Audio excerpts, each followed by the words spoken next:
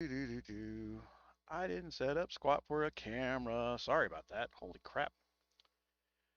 I just got it turned off. Ha ha. But I also didn't set anything up. Yep, there we go. All right. I definitely need to get a stream about to start screen. You know, you've seen those with other live guys. And I now know why they got them. I was, man, that's just rude. Why do I got to go to your live to wait for your live? And it's because of YouTube. So I'm live. Some people are getting notifications now. Some, very few. But I gotta go do my I gotta go do the inside baseball stuff, guys. Sorry about this. YouTube create and stream's already created. I need to. That's not what I want. I want to click on this. Excuse me again, man. I've got a cough today. It's just in my damn chest. On save public stream is excellent. We got 5 of you already in there in seconds. Please be a little patient with me here. I'm not even looking at the screen that I need to be looking at this point. Woo! No, they are not sunglasses. These are my new prescription glasses. They do help me quite a bit. Man, my headaches have been cut down 20-fold because of these glasses. The green lenses blocking the yellow and the blue light out at the same time. Cut down on my monster bill by half last month. I drink those monsters like water, just get the caffeine. Yeah. All right. Ask your viewers a question.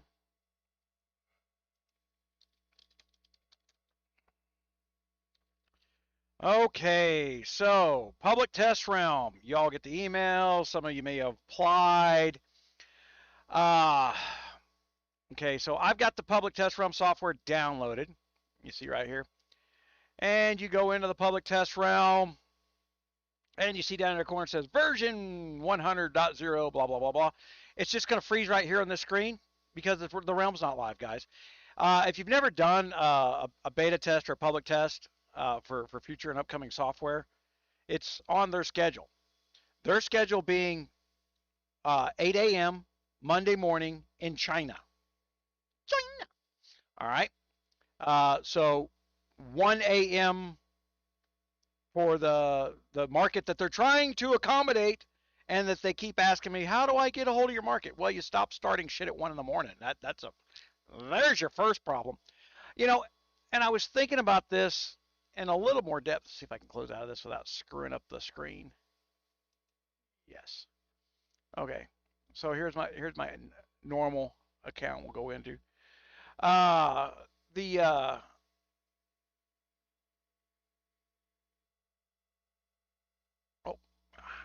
I'm forgetting to do stuff. I forget to turn some shit on. Okay, so that's public test realm stuff. We'll be doing that. I am. Hold on. I got notifications that aren't going out. I got notifications that are going out. And I'm not happy with either. Okay, so. Man, I'll tell you, I've been doing some of the other math stuff over at the Idle Tools project. And the amount of people in that world that rely on Twitter for valid information and do not realize that there is no valid information on Twitter to do their math is amazing to me. It's taken me about a month to dig into some of the numbers of why predictors don't follow predictions, and it has to do with that I'm in the U.S. market, and our federal government has literally called just about anybody who is trying to invest in Bitcoin a money launderer. I got my notification from the IRS the other day. And I give about that many fucks about it. So, uh, there's a thing called KYC, Know Your Customer. And this is the new thing that's coming. Okay? Know Your Customer is literally government interference to whether or not the government wants to allow that company to have a market. It sounds so anonymous. We just want you to know who it is you're doing business with on the web for your protection. You need to have two-factor authentication. So I've got to log in with my thumbprint, which identifies me, right? But then I got to go check my email, which means the NSA is now reading my shit too. You know, me having a secure communication with an IP address via my thumbprint, that makes me safe. But then sending this at the same time, the fact that I logged in and moved money in my email box, knowing that everything that goes through the mail and the web gets read, sorted, organized, goes in a great big supercomputer. Yeah. What do they call that? The carnivore is what they used to call it back in the Clinton days when they were thinking it up. Yeah. It's what was it? It's in the Mormon state, Utah. Yeah, Utah. It's a monster facility. It's huge. Hold on, I'm sidetracked here. I gotta get some stuff out. Where is one signal? Oh, I was going over here because I needed something from there. Share. I needed the share thing. You know what? I can copy that.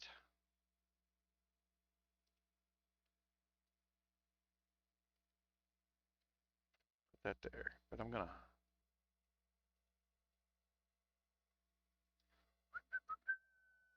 I gotta do some keywording. So this should be a low one because I'm doing some I got to do some keywords for words that nobody searches for, public test realms.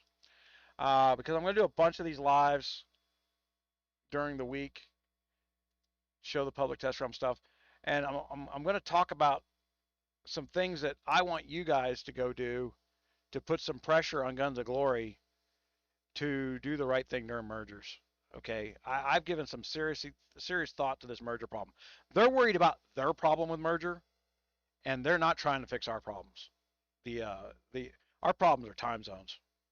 It's participation. After a year, the grind gets up. So people are just blaming each other. I come back into my alliance after being out doing my thing for 2 months. I come back in there and this sucks, that sucks. Oh, you're blowing everything. I hadn't talked to nobody yet. Talked to one guy offline.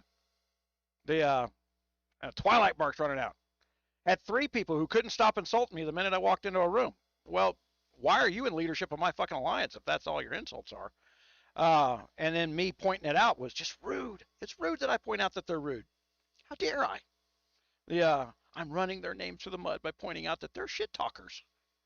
Just endless shit talkers. But we're also, in that alliance, the same people who left are the same ones who left, 6 months ago, didn't make it on their own, snuck back in, didn't bother to apologize after they shit talked and snuck out the last time, and then they shit talked and snuck out this time. And I'm supposed to care. And they're really upset that I don't care, I think. It's that I'm supposed to be upset that they're upset. But they're upset because, man, I'm going to throw it under the bus right now. Creed actually emails me and says, I'm leaving too because there's been nobody participating in this alliance for the last couple months and I can't get my stuff done. So she can't run her channel because Rogers Raiders is not active. I'm not in Rogers Raiders. I wasn't running Rogers Raiders. I was out building fucking firewall tools and software and dealing with other shit in life. I was not in charge of anything. But apparently everybody's unhappy and it's all my fault. And it varies from me having been there for all of one morning, insulting somebody who's of no help to us in anything that we're doing, and it wasn't an attempt to insult them. It was an attempt to educate the people that I care about, the ones who have stuck with us for a year, learn how to do things, to not put their stuff at risk underneath that kind of design. because I know people look at a castle as a shell. Hey, he's a C-42. They're not all equal, you know. And if you guys have watched the video on the uh, Firewall, the last UAC, you know, they come in across the lines again with the entire goal of stripping off the Wonder off of Skippy and or zeroing me for the bragging sakes, and just lost March after March after March after March after March. The and I've got to say, the lack of trolls on that video spoke volumes, because there was no ability to try and spin the epic amount of loss on what was not a complete firewall. My firewall's not up to snuff yet. So it's one of these things where we need to put things in a little more perspective, guys. I have to zero down my account. I've got to get to the point where it does fail, or I don't know where the failure point is. I can't help build you guys up if I don't know what breaks when and where. The only way to find out what breaks is to allow it to break. To put people in charge, let them go out and do their own thing. Well, it's not working. You got yourself happy and other people are unhappy. And it's like, well, the people that are unhappy, they're all losers. I did not like that statement. That's the way I read Creed's statement. These people are too worthless and they're not helping me. I got to go somewhere else because I need other people to do my stuff for me.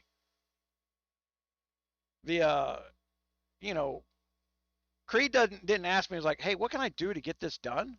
Hey, GunMuse, you get this done. How are you getting it done? What can I do to get over any fun? She didn't ask. She told. Meanwhile, her last video where she turned around and says, well, we kind of proven that artillery is not a thing. Did we? Because there's a whole bunch of dead troops out there that think otherwise if you're using a firewall.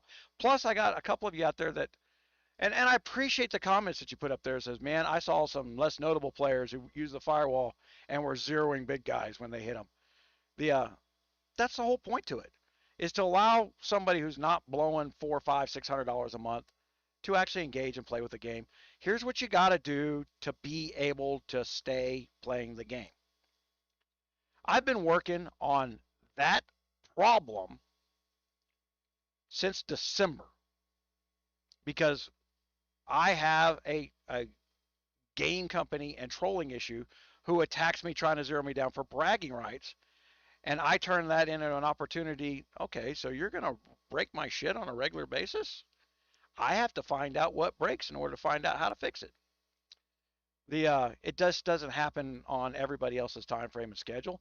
And when I ask for certain things to get done once and they don't, now we're not bringing in leadership anymore. And when you're blaming everybody else around you for what is, I've had no hand in it. I wasn't running Rogers Raiders. I wasn't setting up the schedules. I wasn't doing the other things. But when I got the tools ready and I'm starting to bring the market back in and we're getting set up for mergers and other things, and you all want to tell me how much I suck at what I'm doing and I'm not doing anything to you. You're literally arguing with me. You don't want to agree with me. And the fact that we don't agree, and I'm going to put this in their words, I drag their name through the mud every time I don't agree with their method, even though they're completely uninformed.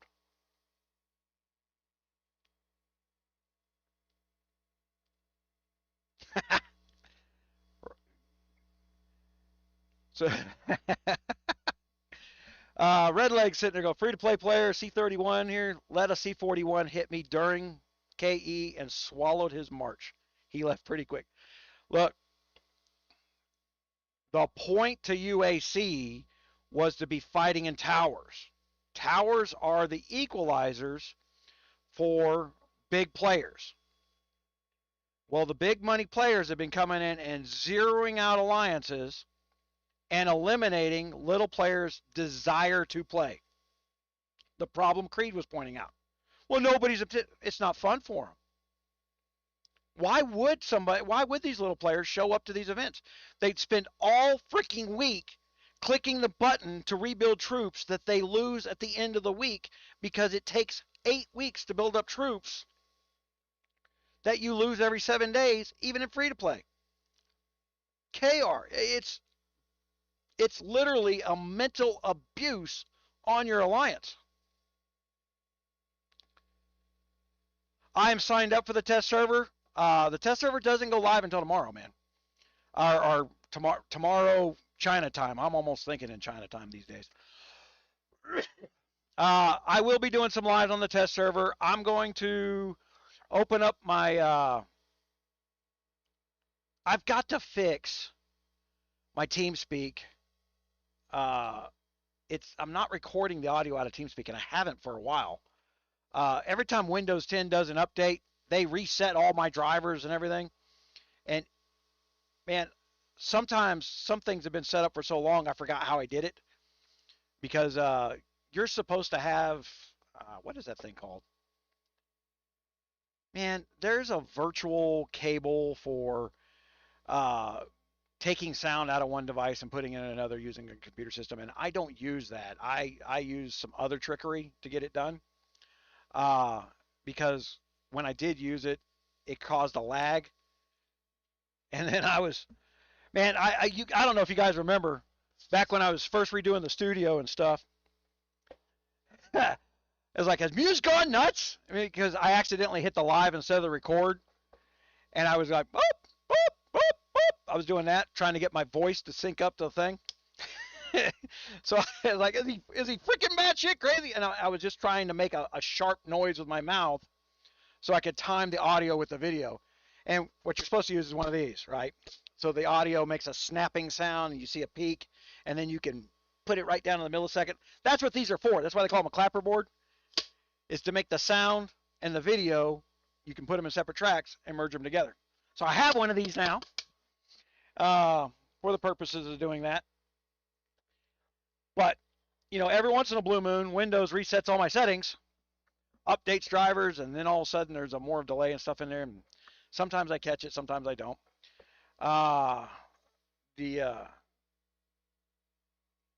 It's just crazy little shit you got to do, right? It's just crazy little stuff you got to do. It's things you don't think about, like, well, I'm gonna shoot a YouTube video. Like, holy crap! It's one of those things where do it if you're gonna get into this stuff. Do it the way I did it. Shoestring it. Don't invest a bunch of money into it. Because you're not gonna get it back. The Google has the stories and stuff out there are old, including mine. Okay. I got a video called Number One Game Influencer. I was the most profitable game influencer year before last. I made a little over $250,000 doing game influence. And I actually shot an hour-long video where I actually pulled up the new Guns of Glory YouTubers at the time and showed them and went through their stuff and saw where they weren't doing well and why they weren't doing well and things like that. And YouTube, since November 2020, has changed their ad policy to where there are ads on even the guys who aren't monetized sites. So advertisers can now buy ads for less money per 1,000, and from people that are paying Google 100% of the money, even though somebody else put all the money and effort and time to build a video. Google takes 100% of the profit and has put no skin in the game. Okay. So me, I got money invested in my studio, right? I got skin in the game.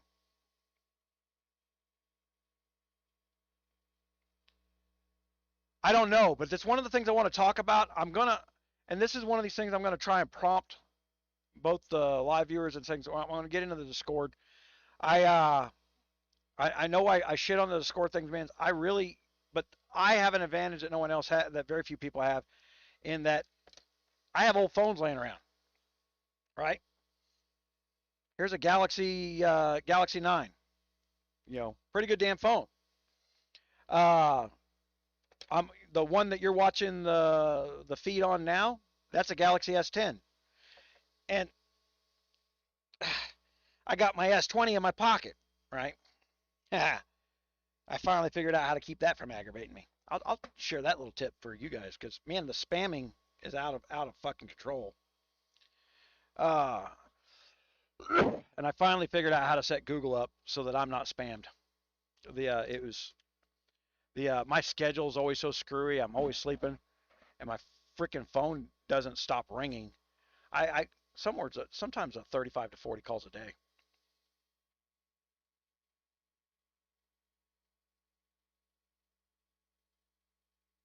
But it's not open yet.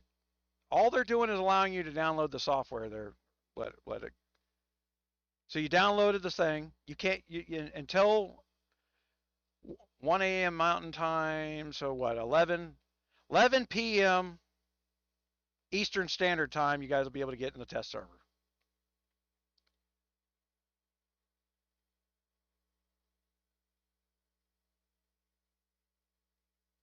Well, it'll be from all over the place. Red Lake. Here, do you have TeamSpeak downloaded? Look, for a bunch of guys in the public test room, for this temporary type of event that's only 7 days long, where we're in the test room, it would be best if we were operating on a TeamSpeak so we could communicate properly. Uh, the if you want to do that, if you don't, I don't care.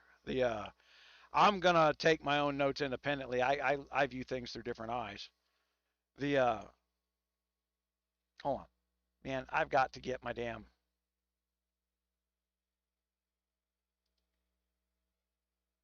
I got to get my shit out. I haven't sent a notification out yet. Uh,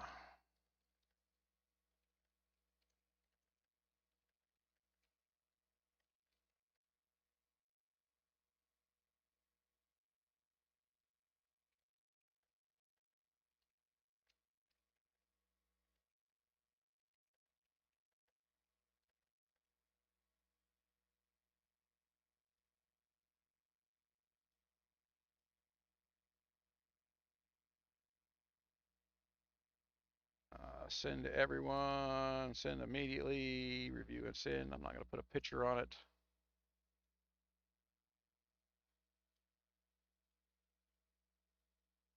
All right, so there's that. I'm not going to do a text for a public test realm test. It's got no value to me business wise. I tell you, the reason I'm even doing some push on the public test realm,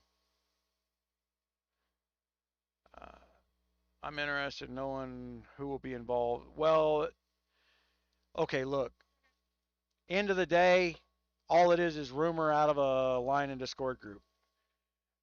These people run marketing in reverse. Okay, everything's upside down is the way they operate their business. They've done it for 4 years. It's never changed. No matter how I try to convince the other YouTubers to stop listening to them, they think it's some petty fight instead of me explaining to them it doesn't work the way they say it's working. No rumor has ever come out of them rooms and been valid. That not a single one.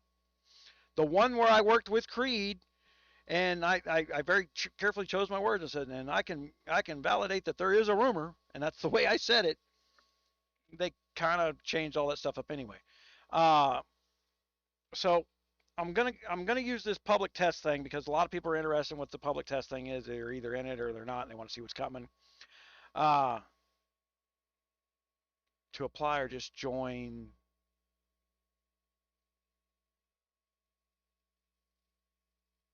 Yeah, you just join tomorrow. If you got the download link from Guns of Glory from the Discord room where you go in, you download the half a gig freaking software for their public test room.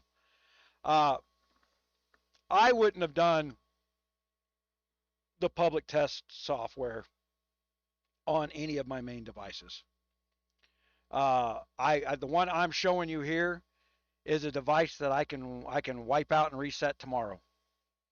The and probably at the end of the week, I will do a firmware reset on that device because I don't trust Discord and I don't trust Guns of Glory. They have not earned it, and they really show a full blown desire that if they can control something, they're gonna control it.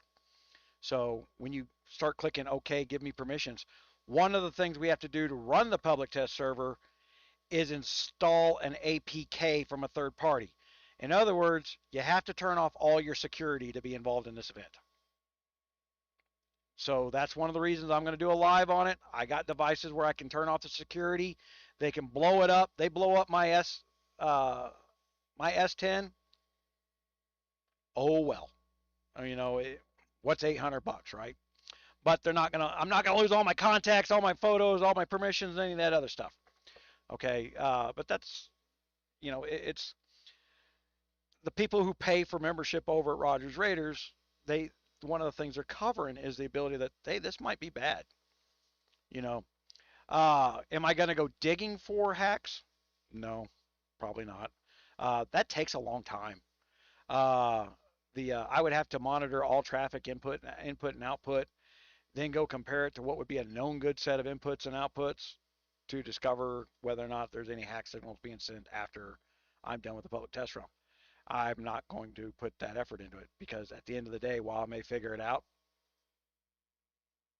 it doesn't do me any good. The 3 a.m. what time frame?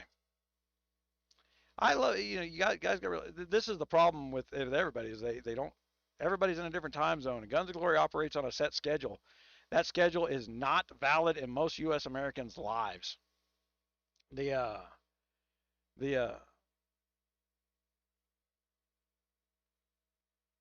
3 a.m. would be, it's 0800 UTC. So UTC is 6 o'clock my time. That would be 2 a.m. my time, 4 a.m. Eastern time, right? There you go. Yep, I'm right. So 4 a.m. Eastern Standard Time. All right. Oh, I can't do that.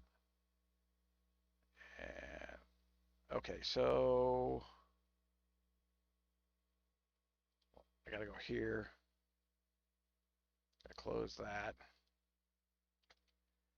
4 a.m. Eastern Standard Time for server startup. All right.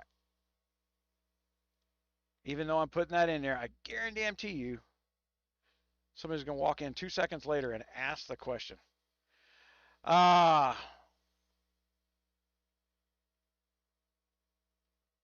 So, my thinking on the mergers. All right. I think they're merging for the wrong reason.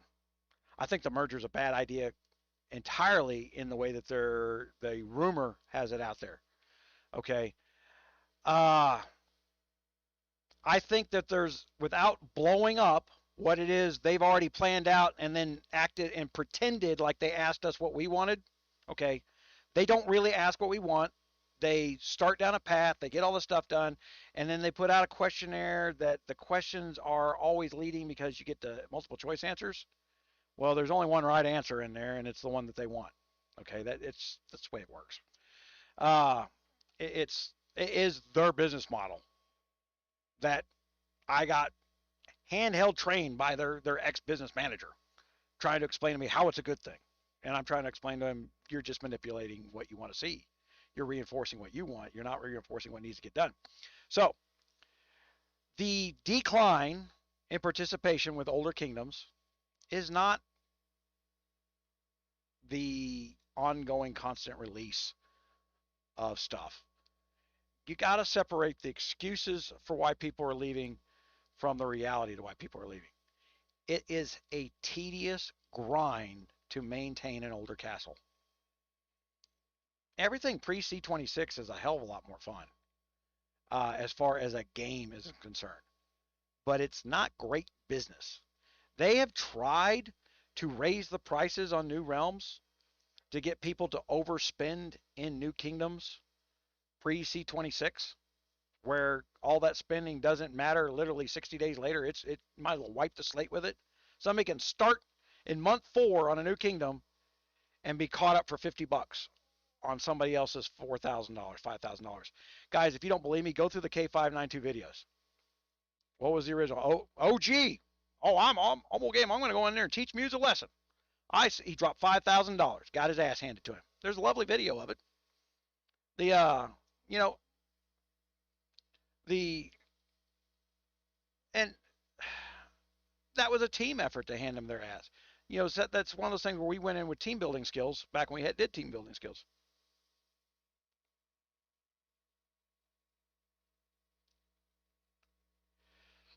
Well, that's where I'm getting to there, Demon Void.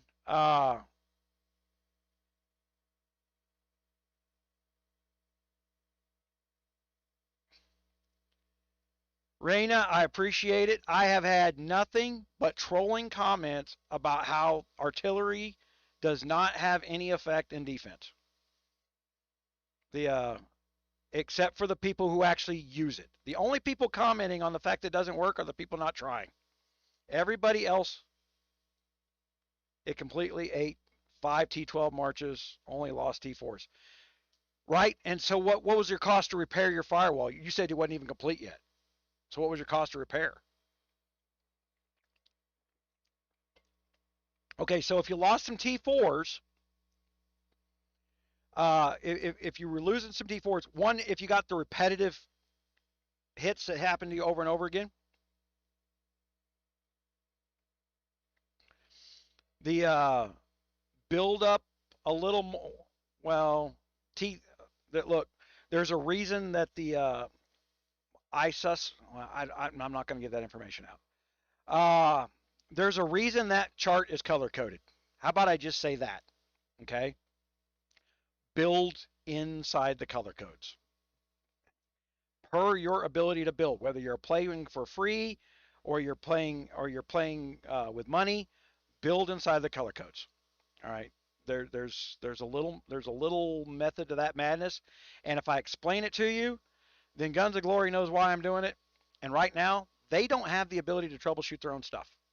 They count on guys like me to break their stuff.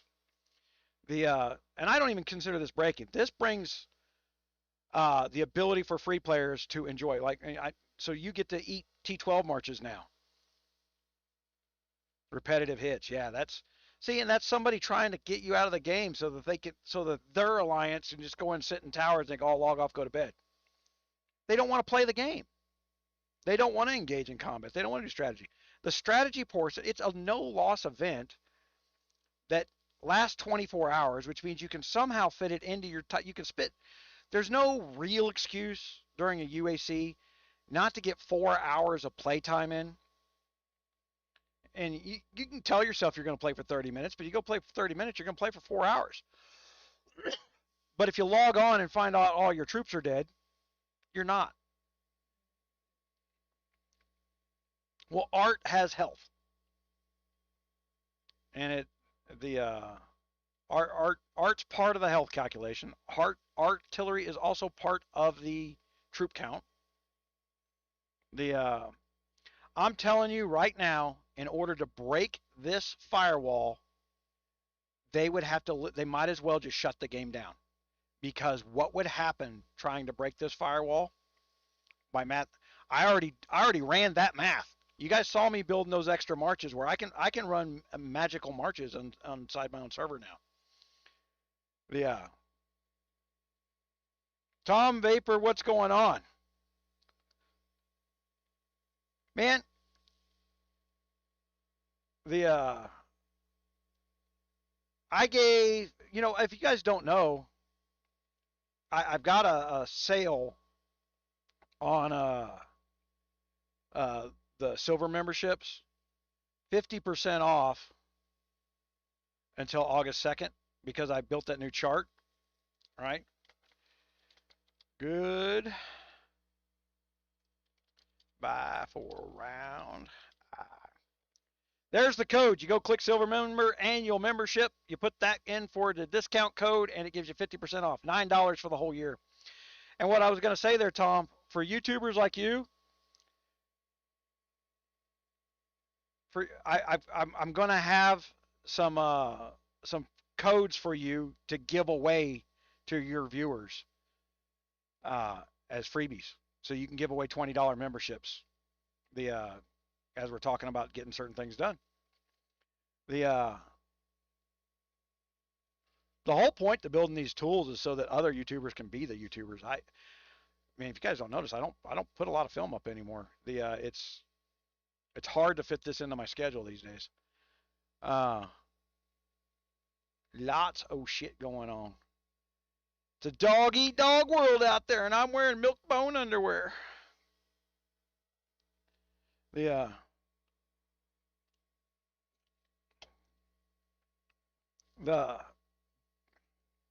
well, if you're waiting for the test run, we're waiting a while. We're a long ways from that.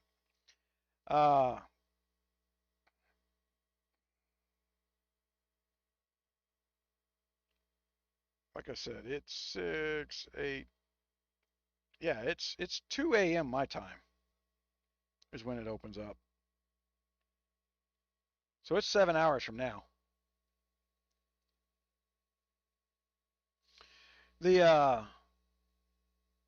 But okay. So everybody should observe that it's a lot harder for a big castle to go around and single hit a tower now. Matter of fact, was a video before last. I turned around and said, man, and, you know, when the 591 trolls were in there going, oh, that didn't happen, this didn't happen, you know, talking complete irrelevance about a completely new mass system that nobody had observed before that day. And they were just countermanding me about what I saw, what I did.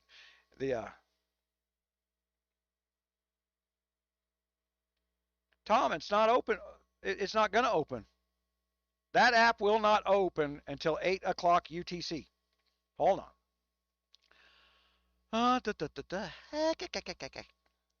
All right, so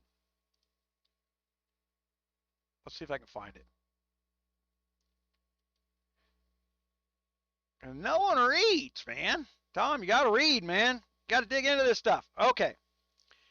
Here is, man, I don't know if I can make this bigger or not. That's tiny on my screen. How do you make text bigger in frickin' Discord? Well, that's a little bigger. All right. The Test of Uncharted Seas event will last for 7 days. Okay, and down here at the note, hi all, there seems to be some questions regarding the app. We currently in the download phase to ensure players can have access to the app. The beta is not live yet, which is why you're stuck at the loading screen. This is normal. The server will be open on the 26th of July from 8 o'clock UTC. 7 hours from now. So your screen's stuck for 7 hours, guys. All right. But that's from Todd. All right. The event needs a high degree of cooperation amongst alliances in the kingdom. This is one of the reasons I'm going to offer up a TeamSpeak server. If it's a high degree of cooperation, plus there's a learning curve, it's better to do that in voice communications. It has always worked out best for us to do that during voice comms. All right. We recommend that you join an alliance with more players. How would you know? Everybody's starting fresh. You don't know who's getting in, who's not getting in. Literally, they make a statement that makes no sense because there's no cooperation. There's no ability to understand somebody else's cooperative capabilities. Quite frankly, I'm not picking on you, Tom, but some people haven't read the rules of going into the server and when it's going to open.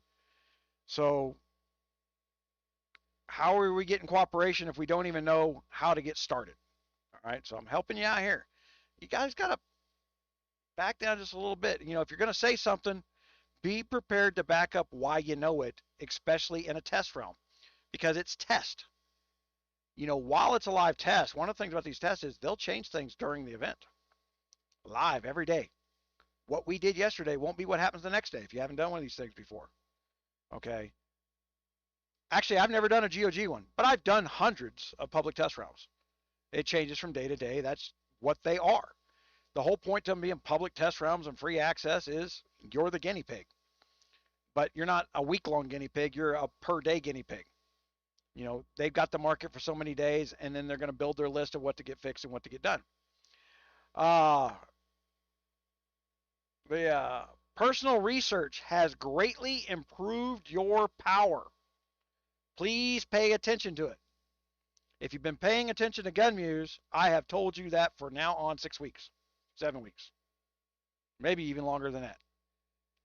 Now, I think it's about 7 weeks. I can't remember exactly what patch it was, but when they added the research to the, basically, if you're a C41 and you haven't raised your academy to C41, you're kind of a paper C41. They're making the paper shell, they're forcing you to put effort into the stats on the baseline, not the show stats, what you see on the report, the baseline stats. All right. The Guns of Glory is literally following, I got a video out called Math and Other Fucking Problems. Okay. It is a nerdy math video. And there's probably some misstatements in there one way or another, but the overall arc of what it is valid. The base math versus show stat math. They're literally telling you right now that base math is greatly increasing your power. Always has. But now they're making it vocal. They just never stated it before. Okay? It's 1 times 2 equals 2. 1 times 4 equals 4. But if I go change the 1, base math, i.e. research, to a 6, all of a sudden it's 6 times 4. Well, that's 24. See, the base math is more powerful, greatly increases the power of your account.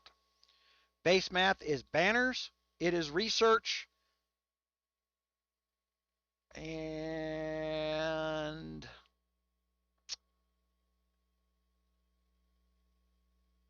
man, that was a theory I'm working off of. It's not, I have no way of testing it right now. I'm willing to bet that the guard lieutenants are also base math. But don't quote me on that. That is a rumor, and I'm the one making it up, so I know it's a rumor. But for those of you who like to chase stats and stuff around, guard lieutenants, because they cost money to open those slots, I would highly, and because it's not that much statting, 50 points, I would, like, oh, who cares about 50 points? I'm not spending $2,500 for 50 points. If you understand baseline math, which is why I suspect that it is, then it becomes worth spending the money on in a pay-for-play game. All right, hold on. Somebody is knocking at my freaking door here.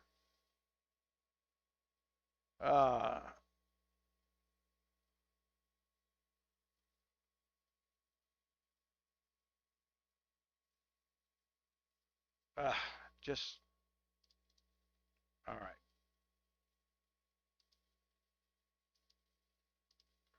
Enough of that. All right.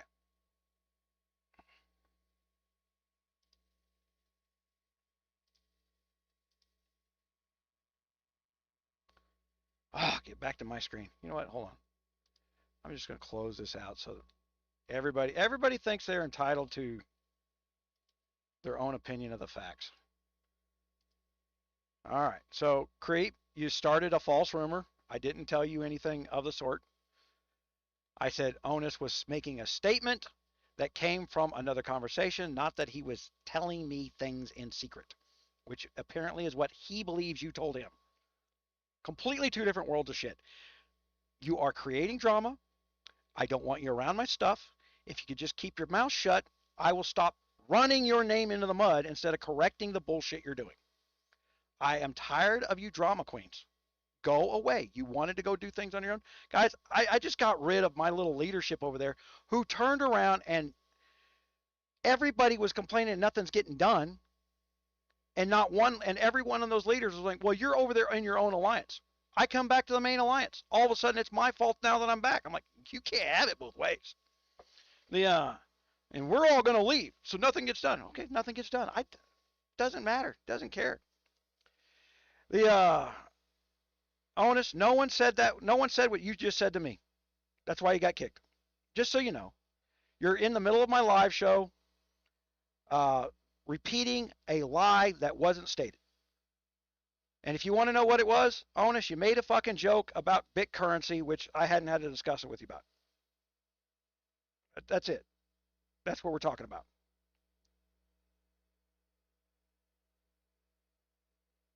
If you want to put it in context so that your mind can get around it. I don't know you, guy. I don't care what you think. Understand? You're being fed information that's not complete by somebody who hasn't talked to me. Period. I don't know why you guys think it's valid information if no one's talking. Then really does it really matter then, does it? You're getting it third party from a third party. Because the only one I held a conversation with was Creep. Last night at 2 in the morning.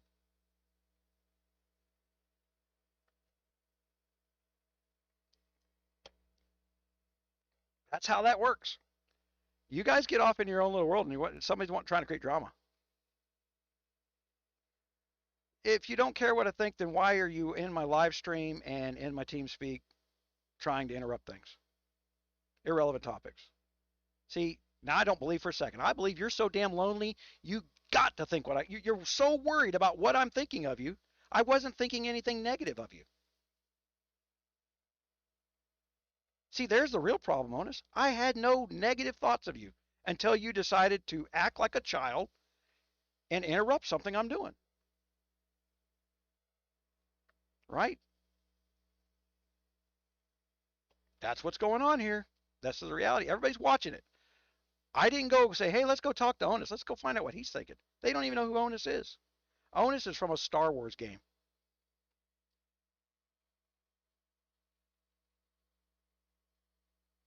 And I'm telling you, you don't know anything because that was not what was said.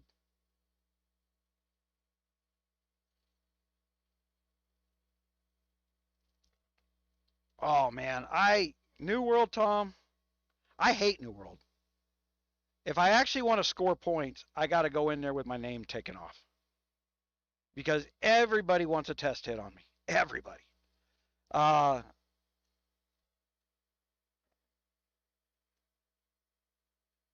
right now you are a child and you're using your name. Man, just hold on. We can make this go away too. Can I do it from here?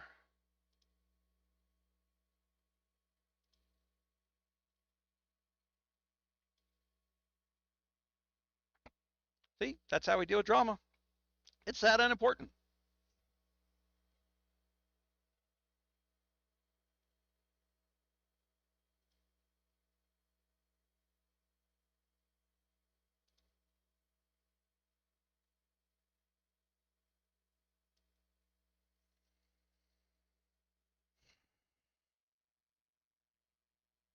Jesus.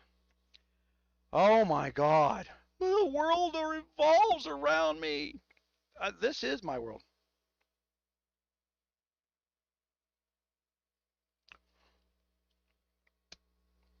The last time I was in New World, I was screwing with Dark Mystic. Dark Mystic hit me for 5 million troops, but he didn't zero me. That I killed 60,000 of his troops. He killed 5 million of mine. The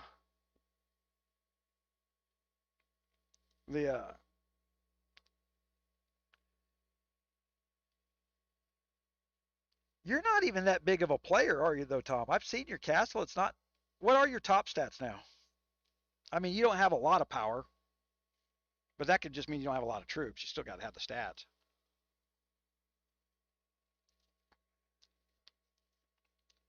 I haven't added a stat. T13s are 20% more powerful than T12s. Once you skip up to from T12s to T13s, whew, you're playing in a completely different league. But you spent to get there. It's a big jump. Reality is most of us are playing in the T12s for a long time.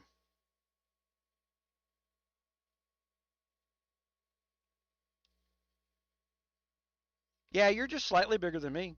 I'm almost 10 and around 18s, but I have not bought a stat in 3 months. I I have of the 4 brand new drops of equipment, I have 0 of them. My big stats are still on the old gear. The but that's one of the places where it's a little bit cheaper to max out the old stuff before you jump into the new stuff, because of the resources needed to upgrade a gear. Because I've noticed that the new gear that's dropped, the first level is not really that great. And in fact, you've got to get into some epic spending of the resources to hit level 2 where the stats make a bigger jump. So it's not just buying the items that cost money, it's building, getting the materials to upgrade the items. You got to get to level 2, whatever the new whatever comes out, to be worth replacing your level 5 of the old stuff. And until you can make that jump, stay in the old stuff. Don't even spend the money on the new stuff, because the new stuff gets older and becomes cheaper, and they drop it for free. And and usually by the time that I get the first set of new stuff for free, I've already level 5 the old stuff, and when I disassemble it, I get level 2, sometimes level 3 out of it at no cost. The Just for a spending strategy. But I don't like to spend more than $800 a month on the game, and I haven't been spending $800 a month on the game. Uh, I've come in and bought everybody some RSS, just trying to keep them active while I'm off doing my own thing, getting stuff up.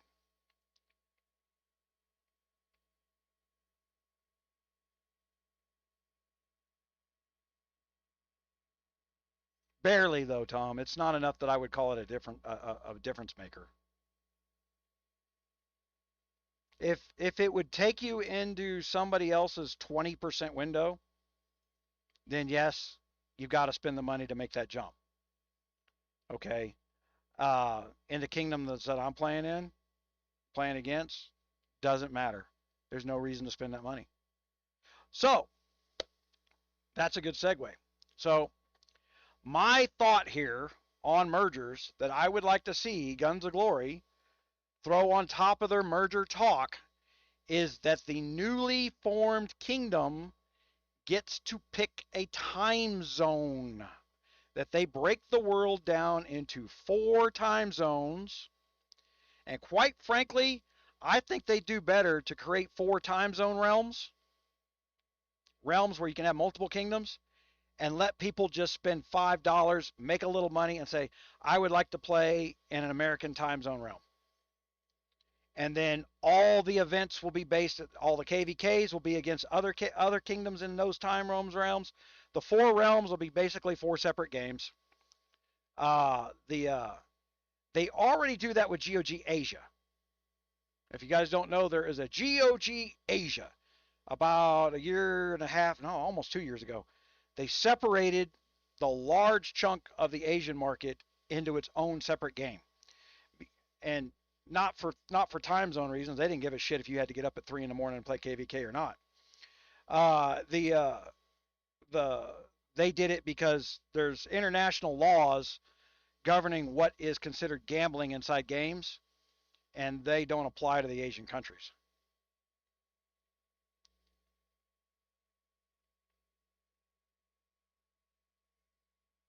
But do you get what I'm saying on the breaking the world up into 4 realms, and then the kingdoms being inside the realms, so that you're not losing your players that don't want to get. I mean, I in America am never going to get a California player. He has to get up at 2 in the morning to play KVK. It's that's why for the most part, London, Germany is the sweet spot of time frame. But that market's reached its pinnacle. I can tell you from the market research that there's no growth going on there. The Guns of Glory pulled back all its advertising dollars. They've dumped it all into KOA, survival. I can't ever remember the name of that damn space game. Uh, they pulled all their advertising dollars on it, right? So if they're going to do a merger, but see, I think at this point you don't try and force kingdoms to stay together. The the everybody can run off in their own little hut because, quite frankly, everybody's gotten tired of each other. Yeah, I got all the people tired of me because, like you just saw, the drama coming in from some guy I don't know. I haven't talked to that Onus guy. Maybe played with him for 3 hours one day. We probably said 20 words to each other during that time. And the, but I come walking into my own team speak one day and he made a smart ass comment at my expense and doesn't realize he did it. But it was a comment of a conversation that he and I had never been in. So what was pissing me off was not that Onus said the comment. What was pissing me off was that somebody else thought Onus should know to say that comment. That Onus would know that would be funny inside the clique. The and I didn't appreciate it. It ain't even a matter of being thin-skinned about it. It has no appropriate behavior in a public realm to do that. I don't want to see people. I don't like to see cliques forming. Never have. I'm sensitive to even the thinking that a clique is forming. Yeah, I'll throw the baby out with the bathwater when the cliques form. I I have seen me do it. You want to get into the mindset of why I do certain things? It's because there's nothing good that comes from cliques. From the World of Warcraft days, there was always 5 guys that were in school together, and if you paid attention to what they were doing, they would scam an entire guild for their own benefit. It's been that kind of behavior has been in MMOs for as long as I've been playing MMOs. This is 20 years of behavior. This is not the last 2-3 months. The it's kind of weird. It's I don't know how many of you have seen that. Know what I'm talking about. Who knows what I'm talking about when I'm talking about cliquish behavior? I called it sharing a brain back in the day. You know, you get 4 guys that are like, if I leave, he leaves. I'm like, those people are sharing a brain. Whose brain are they sharing? You know, and honestly, in hindsight, the dirty part of making them go away because they're sharing brains, or they're all in their own think, whether their think is right or wrong, they're just going to circle reinforce it because people do that. You don't even know you're doing it. I every once in a while I stop, sit back, and challenge myself to find out if I'm in a circular think. The I really do. Uh, so there's that. Okay, so personal research. So pay attention to personal research. This test only opens the basic functions of the uncharted seas, and the event progress and some settings do not represent the final state. Like I said, they will change things every 24 hours based on what people can find to manipulate. All right. So this is me going into the public test round for the first time. There's nobody better at finding something to manipulate than I am. It's one of the reasons there is that little hate mantra from the marketing team at GOG is they spend money on studio time. They get their product built.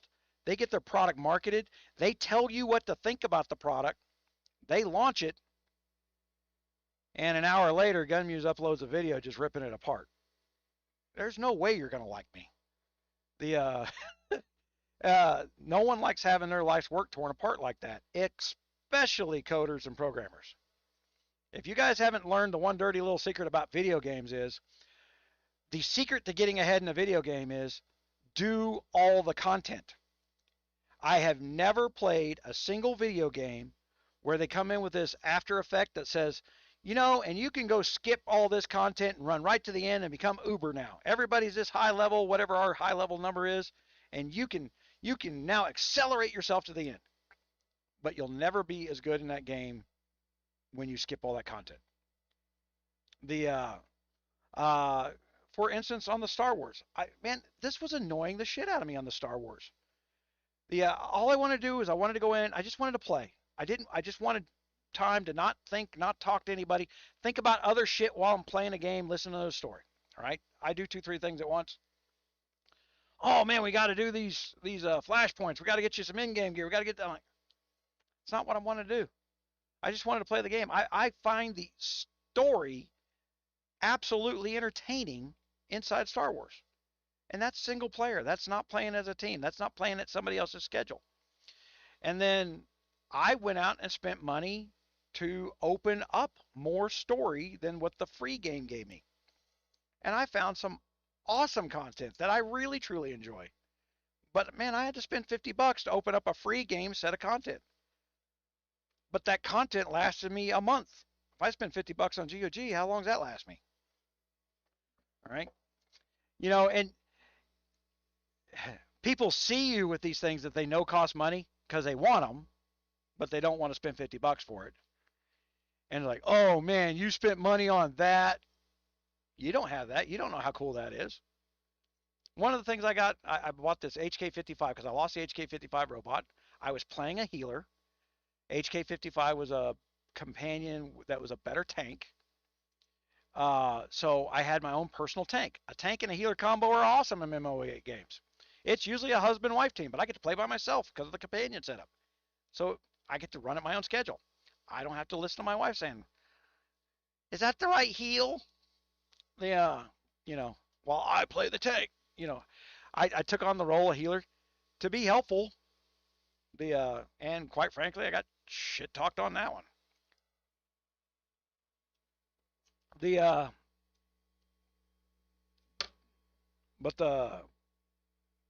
nobody wants to play the healer. It's a sucky job. But if you want to see all the content of a game, healer or tanks in these MMOs are the characters to play. Tank being the shitty one to play, simply because it's as many buttons to click as a healer is. But man, usually your vision's obscured. You don't get to see the content. You don't get to see. You get to go to the content, but your stuff up in your face like this all the time.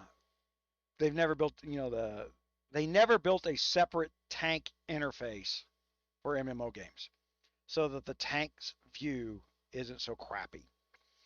You can sometimes zoom the camera out, but then there's always some type of strategy where you as the tank have got to back yourself against a wall somewhere so that when the guy tries to throw you across the room, there's nowhere for you to go. And it's those fights that suck. There's always that kind of event. I mean, they change the graphics of this stuff, but the events always are the same.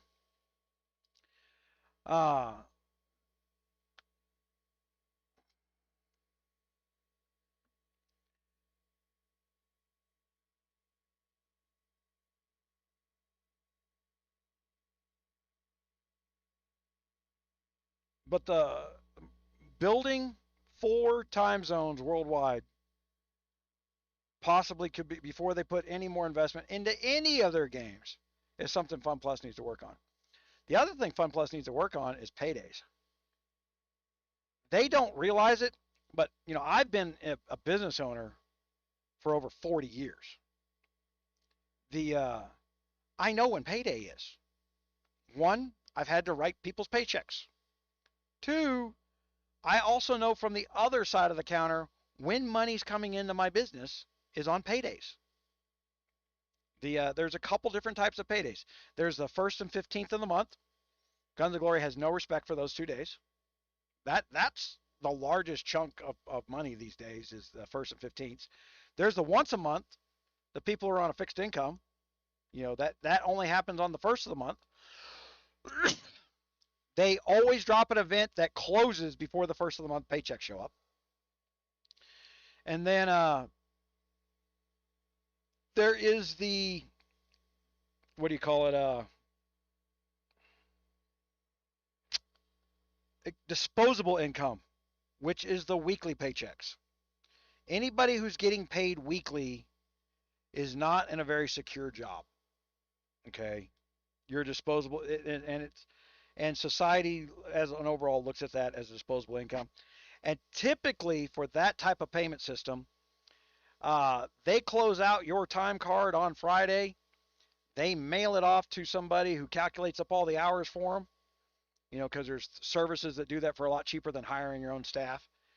And then they FedEx back the results with the checks by Wednesday of the next week, and therefore you get your paycheck on Thursdays, or it gets deposited to your direct deposit Wednesday night.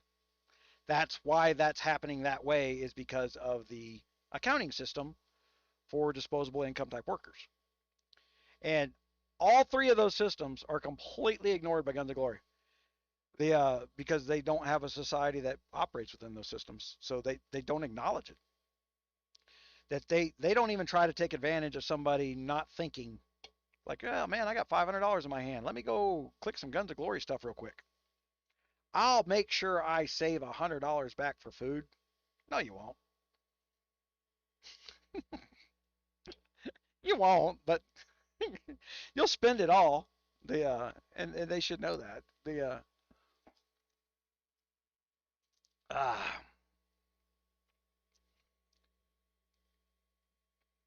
hold on, I'm looking at the other stream here.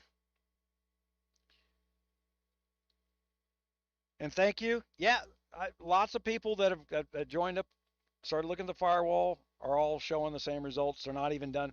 Look, the reality is right now at this minute, 10% of the firewall, or actually no, what you're seeing now since the update, 30% of the firewall, it starts to be effective.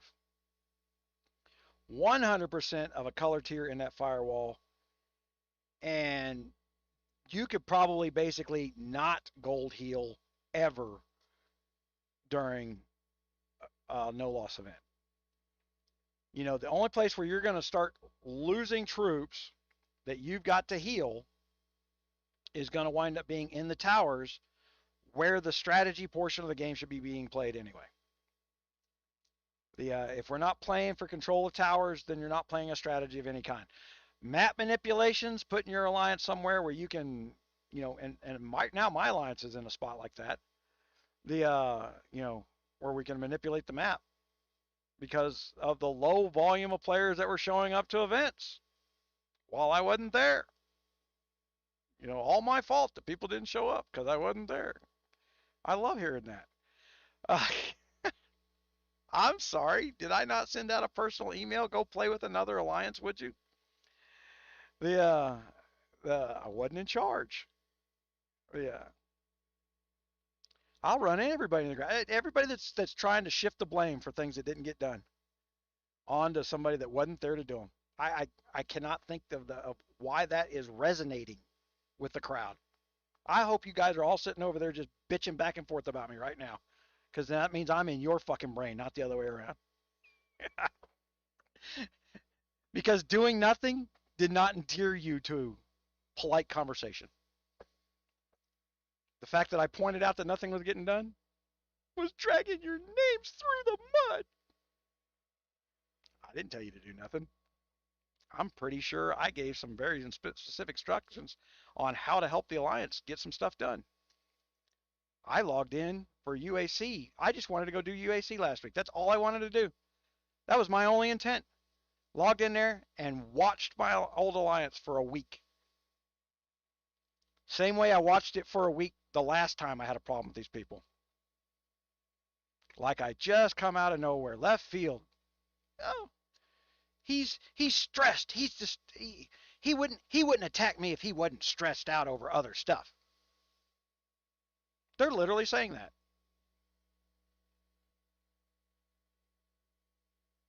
Does it matter? Why do you think it matters?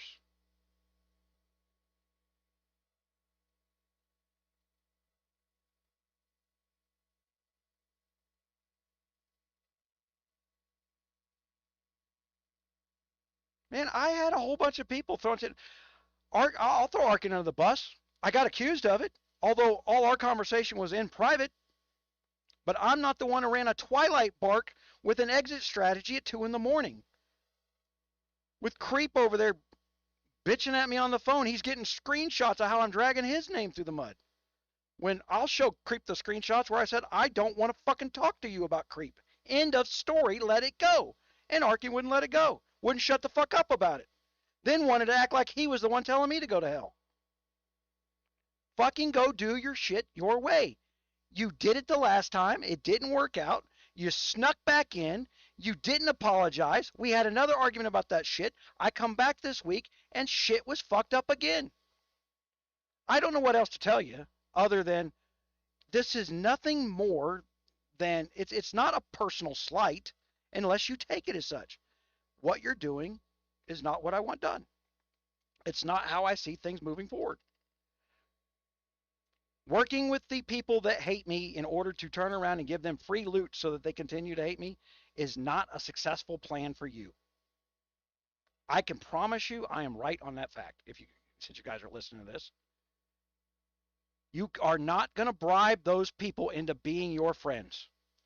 The minute mergers go through, you are going to have built up bigger castles that no one knows who those people are, and they're going to pretend to be somebody else while they come back after you for having built them up. Because it's what they do. And I know this. And I'm just trying to explain to you. You guys are helping kill yourselves. And you don't want to hold a discussion where I'm saying, hey, whoa, hold back. Let's not go down that road. No, we're going down that road. You're not listening to us. I did listen to you. I did look at it. And I tried to stop and explain, but you want to shout me down. You want to insult me every time I walk in the room. You want to discredit me before I start a conversation. That means you have nothing to participate with. Okay? That's what that tactic means. That's why the left uses that tactic. We need to discredit them before they bring a fact into the room. That way, no one listens to the fact. We have ideas. We have plans. You're not there. You weren't participating. You weren't doing anything in there. And each of you come up with your own excuses of why you didn't want to be there. Some of them was, I wasn't there for 2 months. Right? Oh, man, you hadn't been here. Some of it was, in Arkansas, the higher up the food chain it went, it's the fact that I came back was a problem. The lower down the food chain, it's the fact that I wasn't there was the problem. You want to break down the data of the drama that went on in there. Guys, I was right in the middle. Wasn't doing anything positive or negative. I got money invested helping people learn how to play the game. I got people that play for free. I like to help them. I enjoy teaching. You destroyed that. All right? I don't like the fact that you destroyed that, and I don't want to argue about whether or not I'm going to take back a teaching environment. If there ain't but three, I originally started out, for those who've followed me for a long time, and remember back in the 312 days, when I first got serious about doing some YouTube videos, I spent 6 months in a 3-man alliance and built this project. And I got people turning around acting like the fact that they don't want to, that they're going to take their toys and go home is going to hurt what I'm doing. It's not going to hurt me. There are hundreds of players who don't have the time to do the events, but they just want to log on, get stuff done. That works for me. It doesn't work for you. That's why you're bitching at them. That's why you're shitting on them.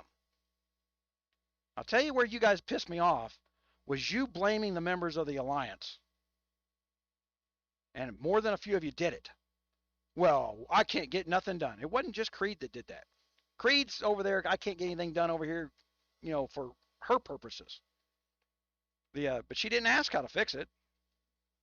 She just decided the members of RRG were a bunch of shitheads had been, and she was already leaving before I came back. She was trying to make it so, well, I'm not joining them. I'm doing this on my own because this has sucked for a long time. There's your little cabal. You guys don't even know you've been shit-talking each other. And to see fucking third-party people come in here with statements, I didn't stay. I know the context of what I said. And I know somebody twisted it. I also know somebody sending out screenshots back and forth to people.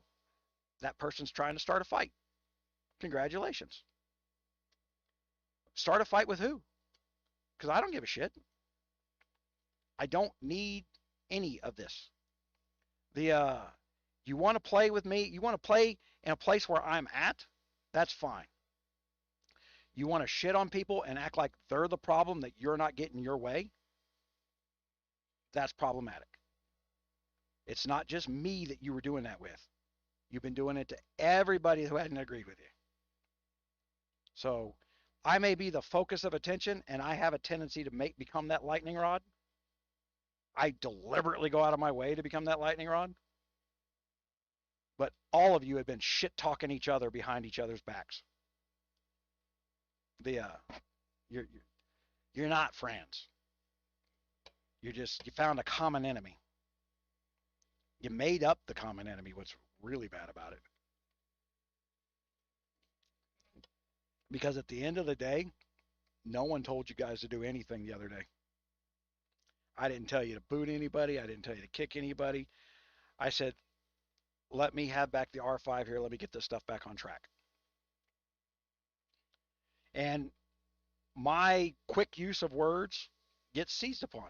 It's like, and I turn around and says, look, no more of these antics. And Arkin, and I call what he does antics, because he logs on, he makes a shitty comment at people, and it's his form of humor. I get it.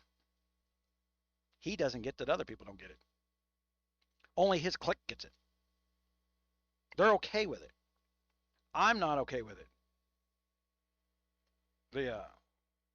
In public, I really kind of blame myself with this, guys. When we talk about doing this leadership, you've got to draw some lines when we're talking about this community stuff, right? You can't let one person control the conversation. You can't let the fact that you're in charge be the conversation. I get hit directly with questions all the freaking time. Okay, because I have brand recognizability on this topic of discussion. That causes an undermining of anybody that I have in charge. And it's drip, drip, drip, drip, drip, undermining their authority. I can't fix that. You've got to have a freaking nature that's willing, that's got the grit to withstand that, me being that president. It's a big distraction. There's benefits that come from it. There's nice things that come out of that stuff. And then I throw money at stuff because I know that being in this little gravitational pull that they call YouTube kind of sucks for the players around me sometimes. So we buy them food, we buy them stuff, we give them free stuff. It's not free. They earned it. It's not welfare. It's not buying their love. It's holy shit. It's reparations for the shit they got to put up with that they didn't start. It's not their problem, not their fault. They don't want to deal with that. And I get it. Always gotten it. Sometimes I step back for too long. And I step back too far, that I'm not paying attention to the daily what's going ons. Because the daily what's going ons is problematic. Because guys, as the mergers come in here, you're about to play with a whole bunch of people you've never met before. That's what's going to happen. End of the day, who or what they are now does not matter. What's going to matter is, did you show up to the event on time in your new realm, your new kingdom? The fact that you own a C-42 and you're the biggest guy in K592 doesn't mean dick if you can't put troops on the line when they're needed. If you can't be trusted to mega a tower and stay there because the KVK coordinator wants you to. But at the same time, the last KVK, I couldn't be there, so I didn't try to take charge of anything. The night before, I did try to make sure things were set up because certain things weren't done. Towers hadn't been moved. There was just certain little things that hadn't been done before. There was no prepared for a fight. The that again, the day before, uh, anybody who's been playing with me for 3 years now knows I like to start KVK prep 2 days early because it takes a couple days because everybody's got schedules and times to find out what they're going to be doing, if they're going to show up, what's not. Let them get their excuses in on Thursday instead of 3 a.m. Saturday morning. You know, that's my thinking of getting things done early. You know, oh my God, I'm having internet problems. That shit. I'm going to bed. That shit. Okay. The I'm going to bed crowd means that there better be some guys out there spending a whole bunch of money to make sure they get free loot. Well, I was there. No, you logged on and put your castle somewhere. And now you want free shit. You didn't risk anything. You didn't play the strategy game. Oh, we negotiated a peace. So you went out and told people who pay to play the game, because you don't, hey, we don't want to risk anything because we don't pay for it. And we're going to steal other people's gameplay away from them, the people who pay to play the game. We're stealing that from them and taking the free loot for ourselves. That's what a negotiated peace does to the pay for play player. The guy who actually is willing to pay to play this game is not there to make sure you get your free shit. It's not his job. He's paying to play the game. He's built up stats. You get to enjoy a benefit of his built up stats. And it has become not enough for a lot of players. Well, you spent $2,000 last month to mega the castle for me, but that's just not enough for me. Feeling a little entitled, are we? Oh, but we formed a group, and that group suggests. I agree, Demon. Yeah, it's a mess. Thank you, Anisha. Thanks for subscribing. The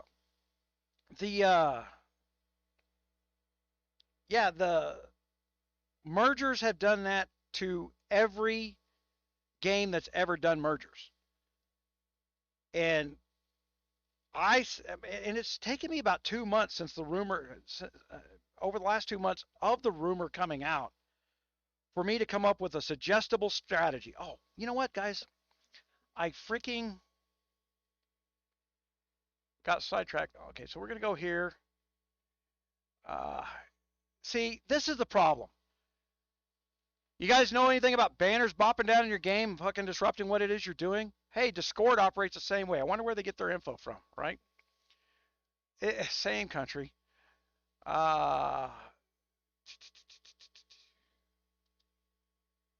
Welcome to announcements.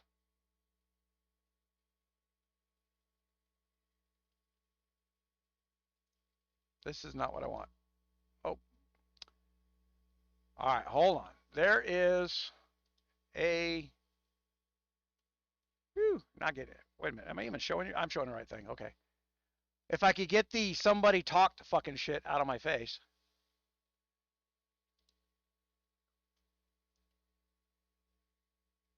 There's a room in here that says Ask the Studio. All right, guys. The studio is not the developers. Okay? Not the same people. Studio time has to be bought and paid for. So it has to be planned for. This is a business, right? This is not the game thing. I do not know why they have this stuff over here. I wouldn't have this out here, but it is here, so it's a good place to put this stuff in. Hold on, I'm looking for retail bug reports, blah, blah, blah. Beta discussion is down in the archives.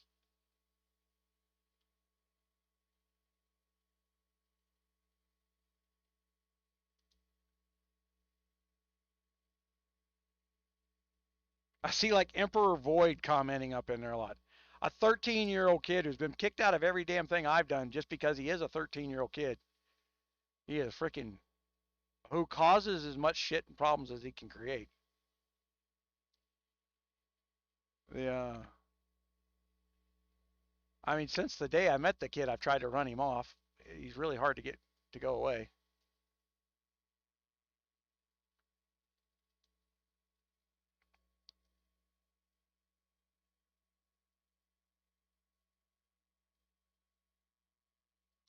Yeah, but kill a who is act who are you to welcome active players? What I mean is what kingdom, what alliance, and I'll just make the asinine statement: who doesn't welcome active players?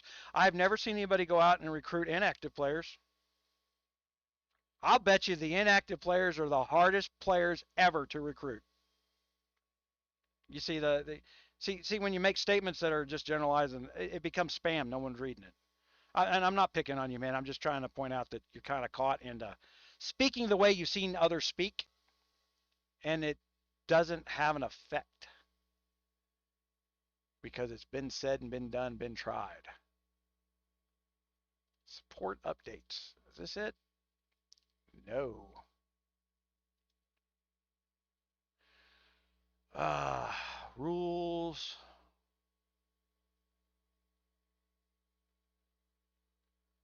Man, if one of you is in this damn Discord area and knows what I'm looking for, the hashtag is called studio suggestions or something like that. There we go. Studio feedback. All right. Okay. I don't have permission to send a message in this channel. So, in other words, the studio doesn't want any feedback. All right.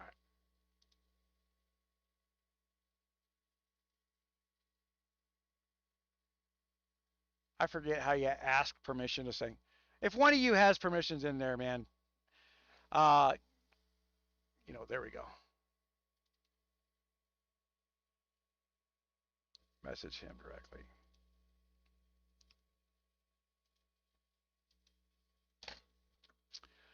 I need to probably update my damn name in Discord.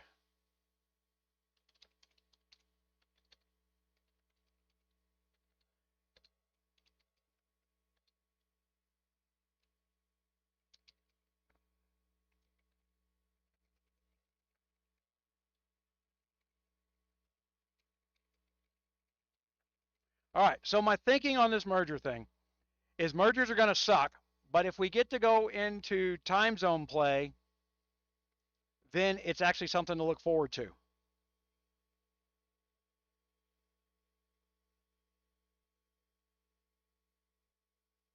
Questions for the studio? Oh, am I in the wrong place?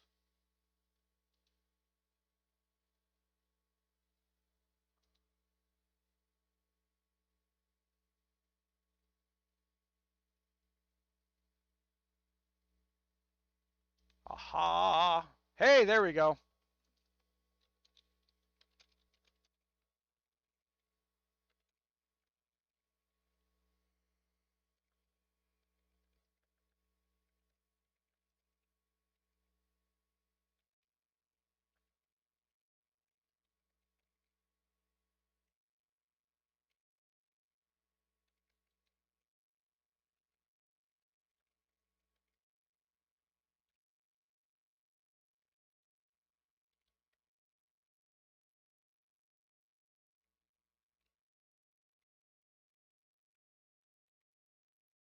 All right.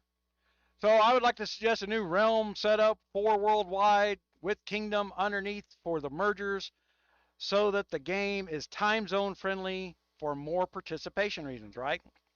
Uh, the best participation rate that I've ever gotten was 45, 46% of my alliance.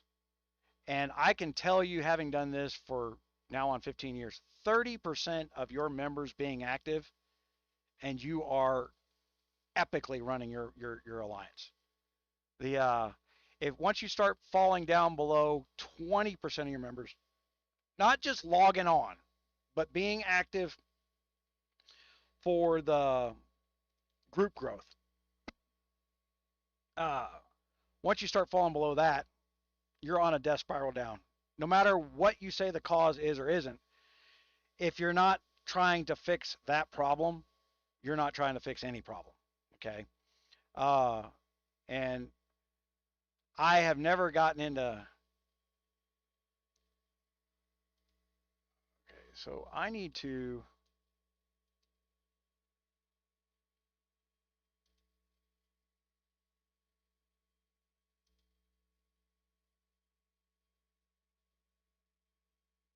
Man, this is not friendly navigation, in my opinion.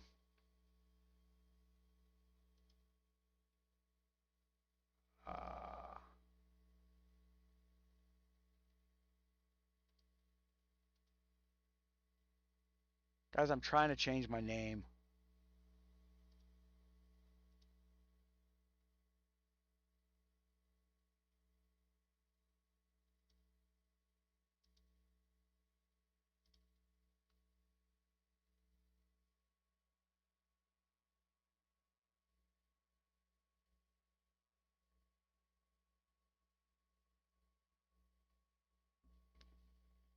Right, 90%. Where'd you get that stat from, Wonky?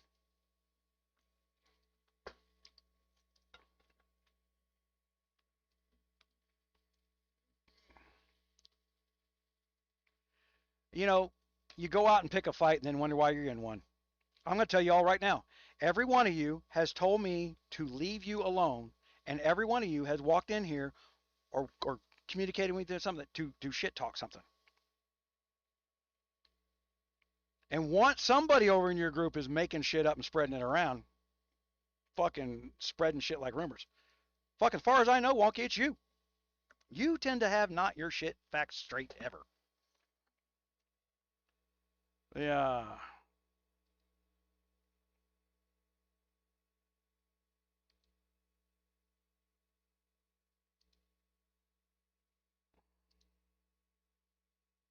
I'm going to help you guys with everything that you guys are asking for. You're going to get 100% of what you've asked me for.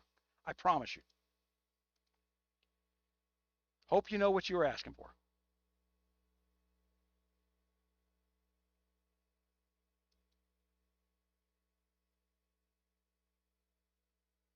All right. So we're going to make all that stuff go away.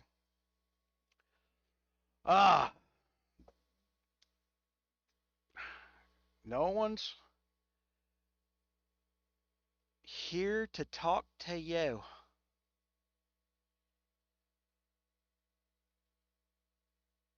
Same structure, not a ripoff. Grand Mafia is one of those games. Now, China has several layers of studio companies that talk to the same studio time. They're catastrophic. And yes, the Mafia game is on this same wireframe of a game structure. I know the game you're talking about.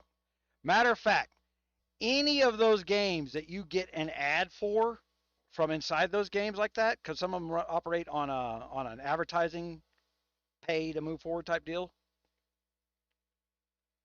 Well, I wouldn't say every game, but this wireframe structure of a game structure has been around a long time. You know, more than 12, 13 years. It's an old structure. Guns of Glory just brought their stuff up to snuff to the new graphic standard. I mean, they just got out of DivX and got into, to where they are right now just barely talking in in what would be an S6 Galaxy or an iPhone 4 graphics capability. They're just now reaching that standard. You want to talk about where they stand in time? That's where they stand. The real Sinister Demon. Sinister, were you in 312 with me? Man, is that camera that fuzzy? Hold on. My autofocus went out, didn't it? Is it that fuzzy, or am I seeing that fuzzy? You know what? They say there's a trick to this.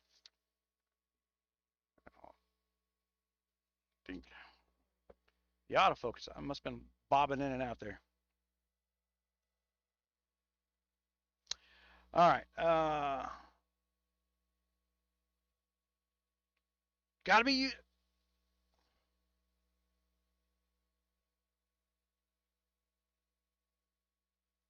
I told her somebody's gonna come in there. It doesn't start for another 6 hours. You will not be able to log in for 6 hours.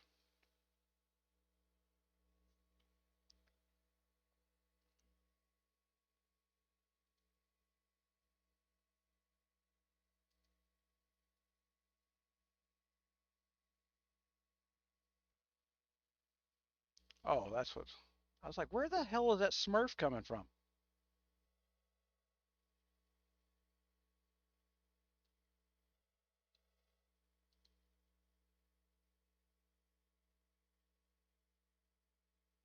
Okay, so we don't want to do that.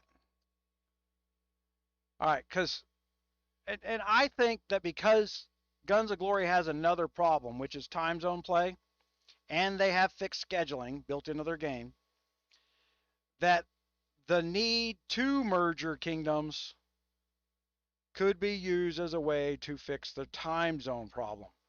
So I for those of you who are active in the Discord and line rooms, just start beating that drum, guys.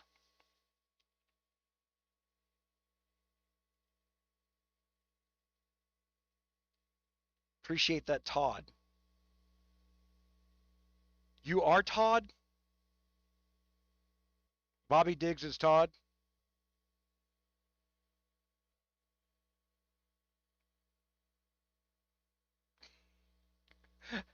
I at the end of the day, man, this is a chat room. I can't believe you.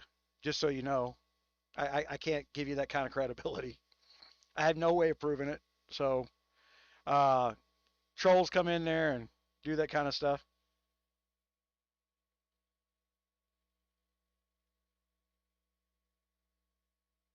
Man, B man, I get a lot of people who say that. It honestly it boggles me a little bit. Other than I get off subject and I talk about a lot of stuff. I'll tell you what you're gonna. If you think watching this is gonna be fun, wait till you see how batshit crazy I go with the Idle Tools project. Because I have been entertaining myself to no end on this cryptocurrency stuff. Uh, I'm the it just started out when I went in the hospital. Man, I was sitting there staring at the freaking ceiling for 7 days, and the only thing I could either watch NBC News, oh my god, or freaking play with my phone, and I wasn't blind yet, so hold on a second.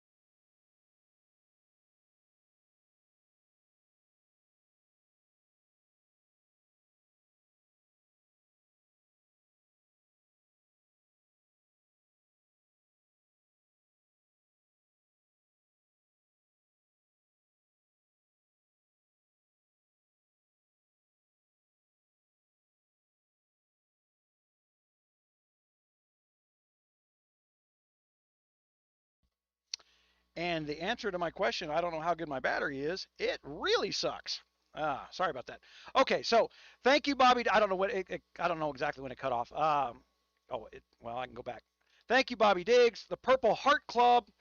If you guys don't know, there's all kinds of military charity organizations out there. One of them is a Purple Heart Association. People who have actually been awarded a Purple Heart. They get special license plates on their vehicles.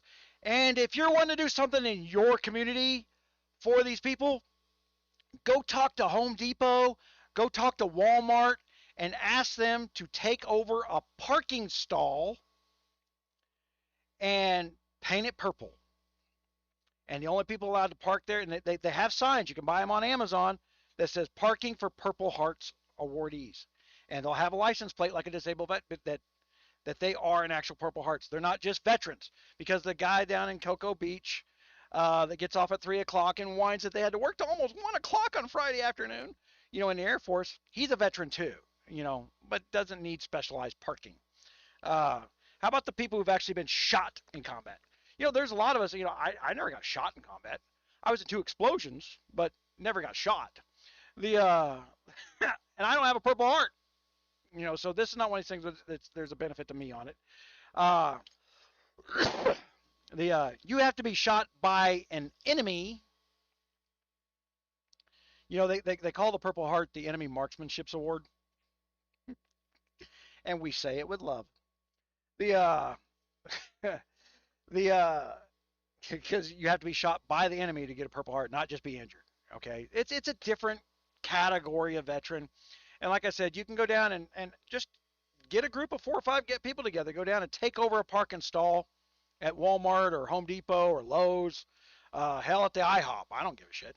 Just take everywhere. Buy purple paint, paint the stall purple. They sell these signs on Amazon that say Purple Heart parking only. I'm a cold son of a bitch, Wayne, and there is no doubt about that. Look, you guys have watched Big Bang Theory, where Sheldon was portrayed as like he just didn't understand sarcasm, things like that. And it's not that oversimplistic. I mean, that was done for humor. But when you're in the hyper intelligent category, is what is. Man, I don't nuance things in a gray area as much as most people do. So yeah, it's kind of a cold way of communicating and talking, but honestly, the frustration winds up being that other people don't want to hear what I said, so they reflect on why I'm saying it. I'm just merely observing what I'm seeing.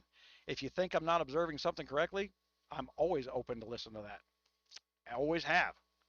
But if you think you're going to start an argument about it, I'm just gonna go with what I know at the time that we're arguing, because there's nothing else going to come out of that.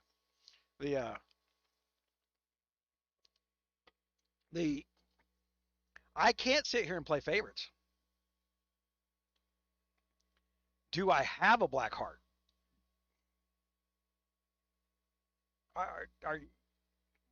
I can't tell what kind of smartass you're trying to be here.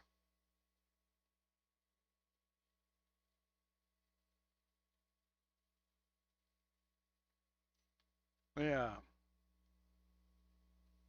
But anyway, thank you, Bobby Diggs. I appreciate it. That's where the money that you give me goes. The last parking stall that we painted for the Purple Hearts guys was at the community garden.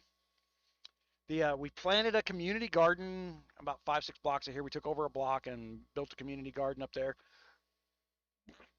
There were only 4 parking spots in the entire community garden.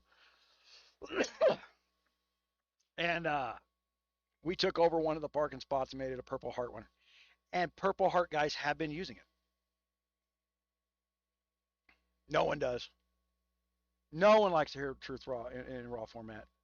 That's been my experience. People hate the truth. People hate change. Anytime something's going to change from what it was, even if they didn't like what was happening before, as soon as they hear something new is going to happen, there's an instant recoil. Because now all the memory impasse that your brain has grown to get used to what is happening every day are irrelevant.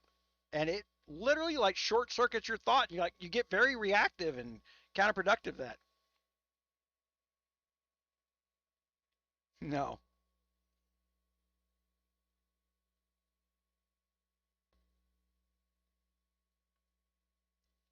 Well, that's true. I mean, B-man, that's.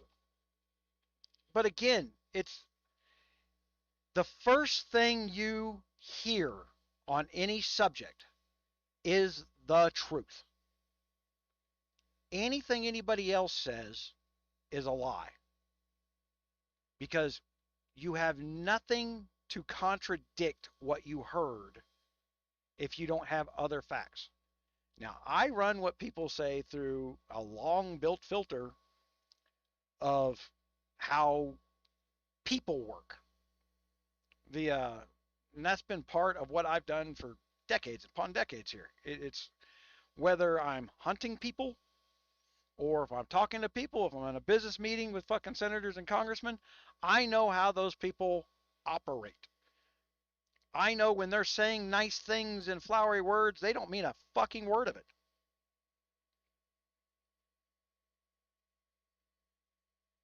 Man, I've been pissy this week.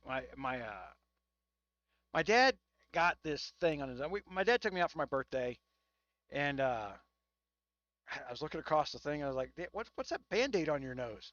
He says, "I don't know. Something bit me or something."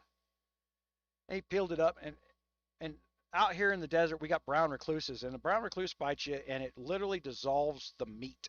I mean, and it keeps eating it till you cut it out. I said, "Wow, that is just eating the meat on your nose. Did you get bit by a brown recluse?" I said, "I don't know what did it." And I said we can uh, uh, cut that out right now. I'll take my pocket knife, cut that off for him. He's like, "No, I'm going in a couple of days." They go in, they biopsy that stuff, and they find out it was cancer. Well, cancer growing that skin cancer growing that fast is a fucking death sentence. Okay, especially located where it's located. It's located up on his eye. Once skin cancer gets deep enough to get into the brain, it's done. It's damn near a quick, painful fucking death. The so all this week we've been dealing with fucking proper. We're operating under the assumption he's going to die at this point. The And what's shitty about it is my mom's been sick for years now. I mean, the last 3 or 4 times she went in the hospital, we didn't think she was coming out. My mom will suddenly lose like 5 pints of fucking blood out of nowhere, which is bleeded into her intestines. She's done that 3 times. We have no clue how she survives these things. And the so we had everything set up thinking my mom was going to die first. We did, and my dad's got the bigger Social Security check.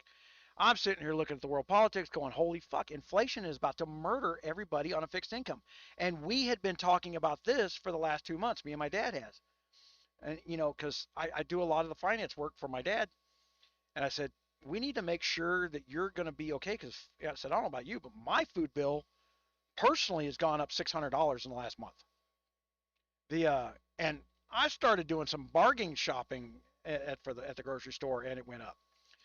The so Plus we've got this pressure coming from bit currency to supplant the US dollar, and then you got the Democrats out there printing money like it has meaning. The combination of these factors is going to turn the United States worker that makes $40 an hour into a third world worker. You're going to need a dump truck, a wheelbarrow to take your money to the store to buy bread. If you've never heard those stories of how Germany collapsed twice starting world wars, you know, people forget the economic pressure that started world wars. Both times, Germany printed so much money that the only way out of what they did was to go to war with somebody else and take their shit.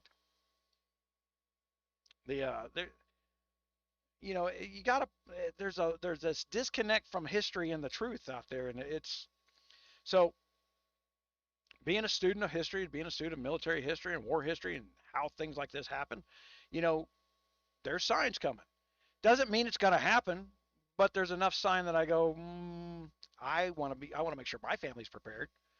I'm not a I'm not a major prepper. I don't have a bunker built, but I do have, you know, enough canned soups. I'll tell you what I keep around. We keep around A 25-pound bag of beans.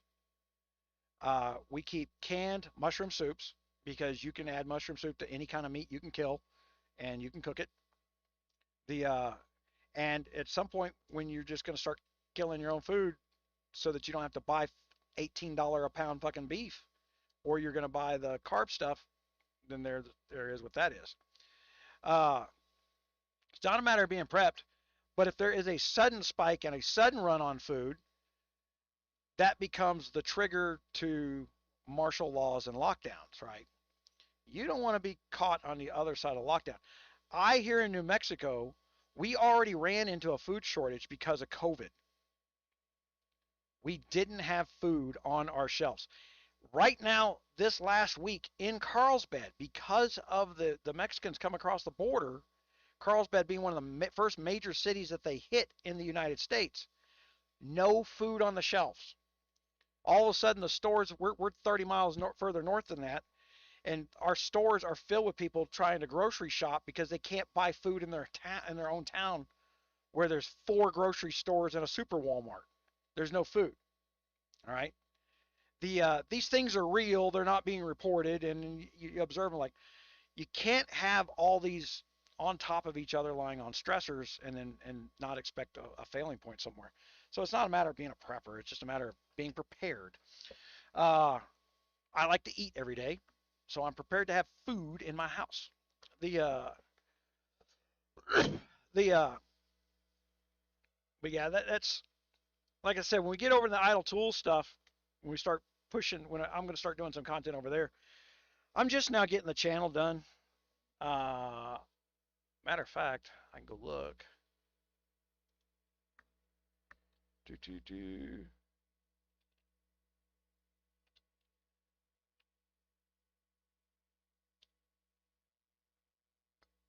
Actually, I don't remember the name of the place. There we go. Custom thumbnails. Let me go in here. My account, home, and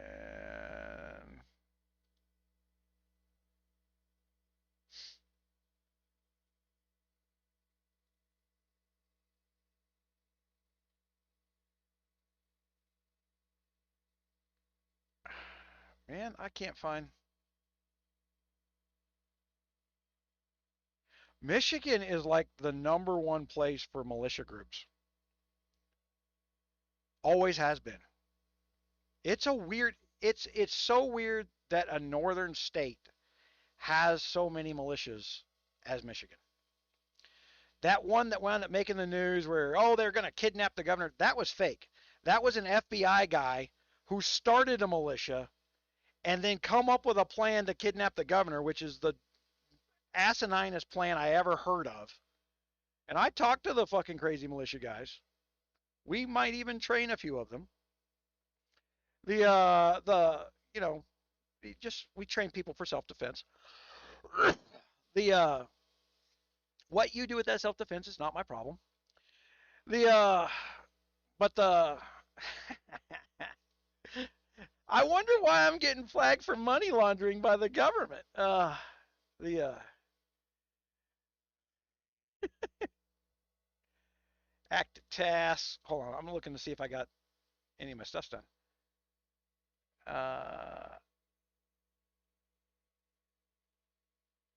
Order assigned to a designer, July 23rd. Yeah, they don't have any of my graphics done for Idle Tools yet. We don't even have the rough draft for it done yet, so we're not ready to push that stuff out just yet.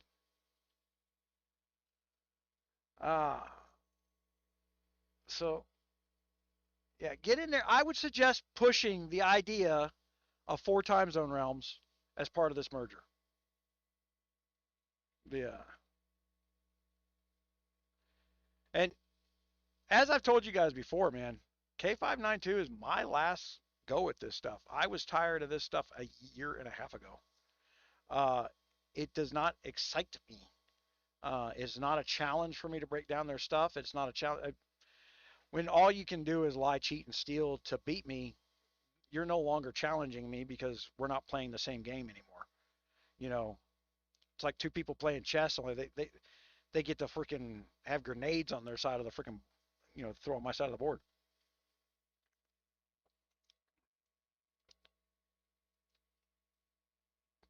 Which guys?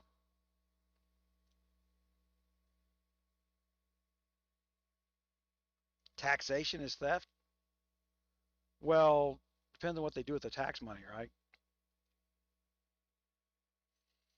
Okay. In the United States, fucking, what was it? 1914, 1915, something like that. The United States went broke and a private company bailed them out, Goldman Sachs. I'll tell you, they really hammered down. Let me finish the thing. The Goldman Sachs bailed them out, which they they got shit on during the '09 collapse. They said, "Oh, those evil Goldman Sachs people, the people who loaned the United States money to keep operating, were evil." Okay, people don't know the history, so they don't know how to put things in context when the news is turning around calling some company evil. They're a bunch of rich people. They were so rich they loaned the U.S. money. It's kind of like, you know, when uh, the Masons loaned France money, right? That's where the Friday the 13th comes from. When France didn't want to pay the bill for the money they borrowed, they just went out and killed everybody on Friday the 13th. That's why Friday the 13th is bad luck. The Everybody knows Friday the 13th is bad luck. They just don't know why. That's because the French didn't want to pay back the money they borrowed from private citizens. You know, the government. I don't know why private citizens would loan money to government. They have the ability to tax. They abuse that. They wastefully spend it, and you want to loan them money? They're proven they can't spend it properly. They weren't, Bobby. That was the thing. See, you got to go back to 1996 to know that was staged event for the media during an election. That very same story happened underneath Clinton. Michigan militia is going to take down the Michigan governor. There was no, I mean, all because these people are trying to overthrow the Constitution. You watch the news now, and the people in the January 6th were trying to overthrow the Constitution. No, they weren't. Not one person said down with the U.S. There's no crowd video of that. Matter of fact, the video of everybody with the bullhorn telling people to turn right, all that has disappeared, and all those people are under witness protection program. How come the people guiding the crowd have disappeared, but people in the crowd have been arrested? Yeah, man, you got to look at what you're seeing and disconnect your mind from what you're being told. Just take in the evidence for what it is. I'm not saying I have no clue what one way or another was going on there. The the I are there right wing nutty bags in the world? Sure are. Are there left wing nutty bags in the world? Sure are. Are there people who think there are too many people on the planet and some of them need to die? Yes. There's a devout group of those people. They're called progressives. People have no clue what the progressive party is. They think there are too many humans.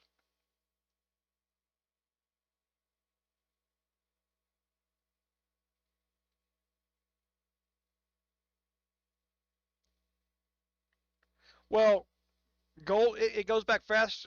Yes, in '06 they were prepared. Uh, and sometimes you can find them. Barney Franks was the head of the Congress at the time, and the Bush administration was in front of Barney Franks, who was also in charge of Fannie Mae, Freddie Mac, handing out loans to strippers. Who Barney Franks was nailing the head of Fannie Mae. Barney Franks is gay. The guy that was in charge of all the banking money, the congressman that disgusting guy was having a sexual relationship with that guy, and there was no oversight being done. And when the Bush administration said, "Hey, this is going to be a housing crash," and they were talking about it in '02, you're just trying to scare people and blah blah blah blah blah blah blah. Boom, here comes a housing crash, and the only thing that was said after that was, it's all Bush's fault. Not one person went back to the video where Bush tried to stop it for 6 years. Okay, and I'm not a defender of Bush. There's a whole bunch of shit out there that I don't like. But I do know that administration knew how to do their math and said, whoa, this is bad. We're all going to lose a bunch of money here. And when the Bush administration went out there and did that, Goldman Sachs got prepared.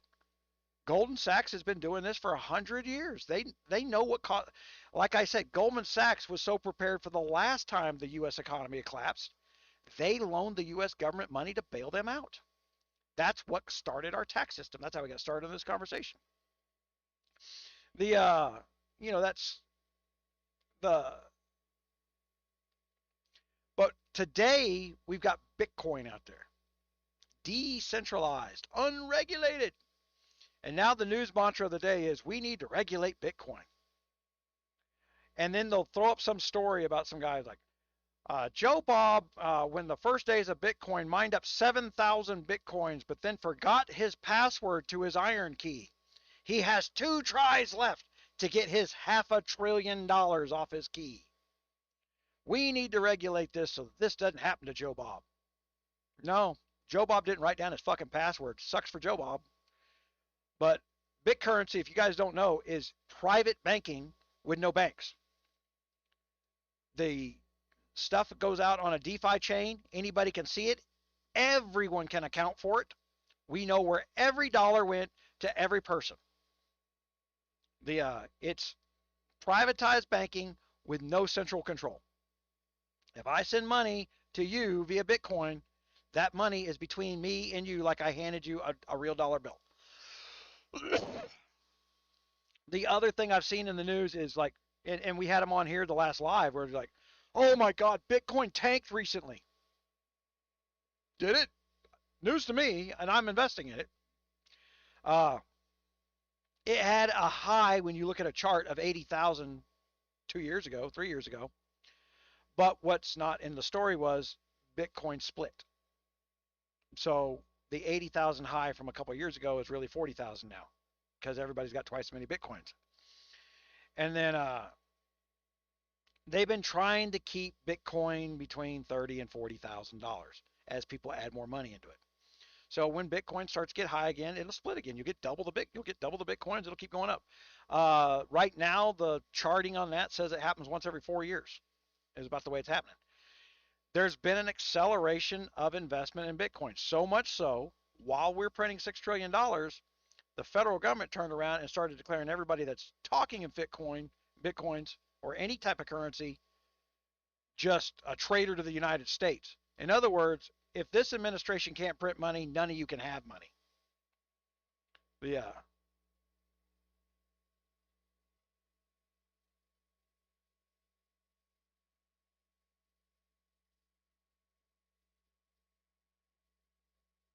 I don't know what it's going to be called. Which system, B-Man?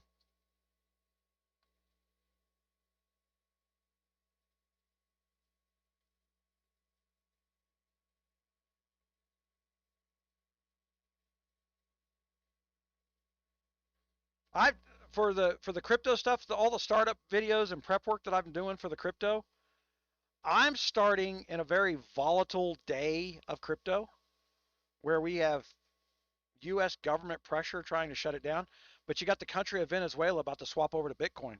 And I tried to explain it to somebody who says, well, what does that mean? It's Venezuela. I'm like, okay, do you not buy fruit at a grocery store? Well, yeah. I said, there you go. You don't think Walmart ain't going to have to talk in Bitcoin to talk to Venezuela to get your fruit? Oh. There's not a gas station there's gas stations right now that are sticking Bitcoin. I got the app on my phone. I went and got the download the app for the gas station Bitcoin thing the other day. Oh my God, you got to go to the gas station. You got to have it text your phone. You got to download the app. And then I got to come home, upload my driver's license, my birth certificate, take a 3D photo of my face so that they can get compliant with no KYC, know your customer, no privacy in this whatsoever. In other words, the federal government has said that if I'm going to do business in a privatized, personally responsible system, they're going to make sure every third world butt nugget knows every piece of private data about me. Copies of my photos, birth dates, social security numbers, the whole nine. Oh, you want to talk on that? Yeah. We're going to make sure they own you before it's over. The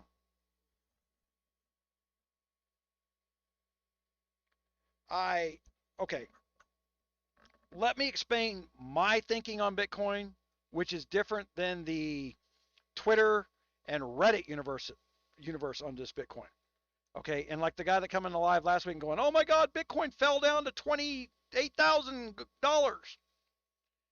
No, your U.S. dollar is so worthless that it takes 28,000 of those dollars to buy one Bitcoin, literally ones and zeros.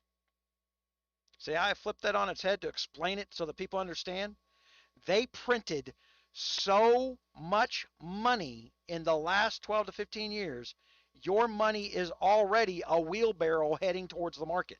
The only reason Americans are not feeling the pain and why the rest of the world hates us for printing money is because our money is our money. A dollar is worth a dollar to us. We're bitching about the 5 or 6% inflation they're telling us has happened when it's closer to 400%. We're bitching about that. You ought to see the rest of the world's inflation. It's through the roof because whatever inflation we're feeling is nothing compared to what another country feels because they base their currency off of ours. So when they say I'm going to invest, in Venezuela, we're going to turn around and become a Bitcoin country. Everything they're talking about becomes a percentage of Bitcoin and not a percentage of the dollar anymore. Okay, their bananas are worth so many Bitcoins. What that banana costs you in U.S. dollars is whatever your U.S. dollar is worth compared to Bitcoin now. They're going to get paid in a Bitcoin. A Bitcoin, if we say a banana is worth one Bitcoin, and you got to buy $30,000 to buy one, you don't know how much that banana is going to cost. There's the scary part for people.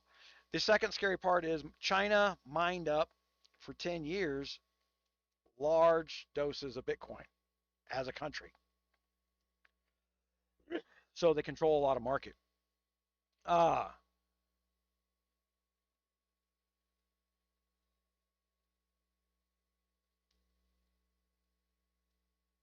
yeah, anywhere you see a government telling you you can't own something, be scared. Look, that's the number one. There's what 176, 197, almost a couple hundred countries in the United Nations. Of those countries in the United Nations, I think 3 say that people can own property. So when you go, why do they always hate us? And they always come up with their own excuse, whatever the excuse of the moment is, right? Oh, it's because you killed terrorists or you did this. No, because it's really hard to control your people like a dictator if elsewhere in the world they have freedom. That's why the United States is still a magnet for people seeking freedom. More specifically, the state of Texas. You want to know why the governor of Texas is building his own wall? Federal government be damned. It's not because people are coming to the United States and he's trying to protect the United States. I've got friends who come from not Jordan, Lebanon, who escaped Lebanon during some of the last bombings, who moved to New York, saw what was going on in New York, and said, "Shit, this is worse than Lebanon." Moved to Texas. Now they're going, "Oh my God, Texas is the last bastion of freedom on the planet." You know, the it's I know so many people around the world, and it always makes me happy to hear people from outside the country talk about what they see when they get here because they have contrast to what people are being told on the news about how bad it is. You don't know how bad it can get. You've never been to one of these, third world countries, or what they consider a first world country where no one has any power. You can't. Thailand's not exactly a third world country, but you can't own a car in Thailand because the tax on the car is what you paid for the car every year. So you buy a $5,000 car in Thailand, it costs you $5,000 a year in taxes. So you're either very, very, very wealthy in Thailand and you can own a car, or you don't own a car. And then you have everybody else in the world going, well, look, Thailand's got public transportation that works. They got no damn choice. No one's telling everybody that a car would cost, that the freedom of owning a car costs the price of a car every year. Do you imagine going down and buying a brand new Ford truck for $80,000, but then having to fork over $80,000 a year to pay the registration tags? Woo! The perspective. The yeah, they're trying to lock down the bit currency. They can't technically tell you no in the United States, but they can threaten the bank. Okay, so that's happening. Now I've got some pull with Navy Federal Board, and I actually got into a little bit of a beef with I was like, oh, is this a bit currency? I said, could you correct the tone in which you say that I'm sending money to a crypto exchange? Well, these are nothing but problematic. I said, for who? They're problematic for me because you're not moving the money. That's why it's problematic for me. Well, we have no way of verifying. It says, I don't need you to verify. I need you to send money where I told you to send my money. It's none of your business whether or not it's safe. If it was safe, there would be no profit. I can, you know what? Hold on, I'll plug in my. See, we're off. I'll show you guys. If I showed you the last one, now that we're down a few viewers. Where'd I put my phone? All right. Let me do this. Gink.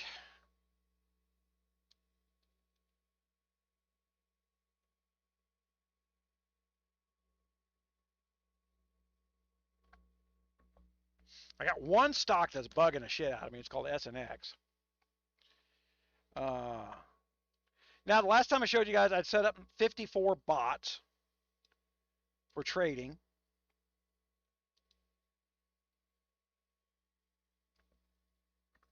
And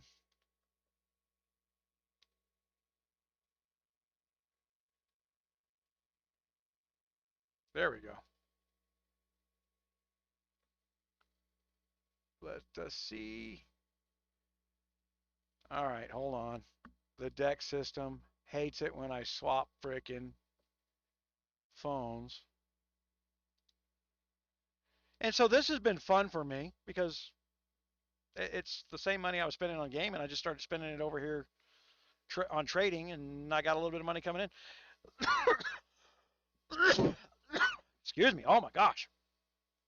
Right click, properties, and turn off decks, and turn on decks. There we go. Done. All right. So here you got. I'm down to one exchange because I had problems with Coinbase. Coinbase decided to investigate me for what looked like money laundering. And I'm like, I don't know what you consider money laundering. I deposited money into your account, and now you won't let me trade it. And I sat there and watched me lose $120 while the market was going down, and my money was frozen.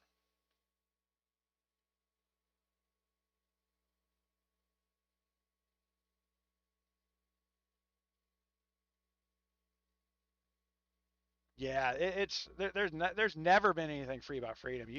It's what's worse is people truly believe that somebody else needs to guard their freedom, or they think that the military is there to guard their freedom. Did anybody not notice in January that the Biden administration sorted which troops were allowed to guard Washington based on their politics? You know, the last time a standing leader of a nation did that, his name was Hitler, created the SS. Not saying that's what happened. I'm just saying that's the last time it happened. What was I looking for? Oh, you know what? I thought I had that app open here somewhere.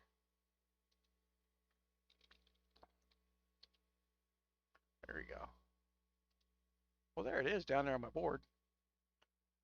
Okay, so What I'm having a problem doing here is navigating, right? Yeah, because this is not normal navigation in here. What the hell?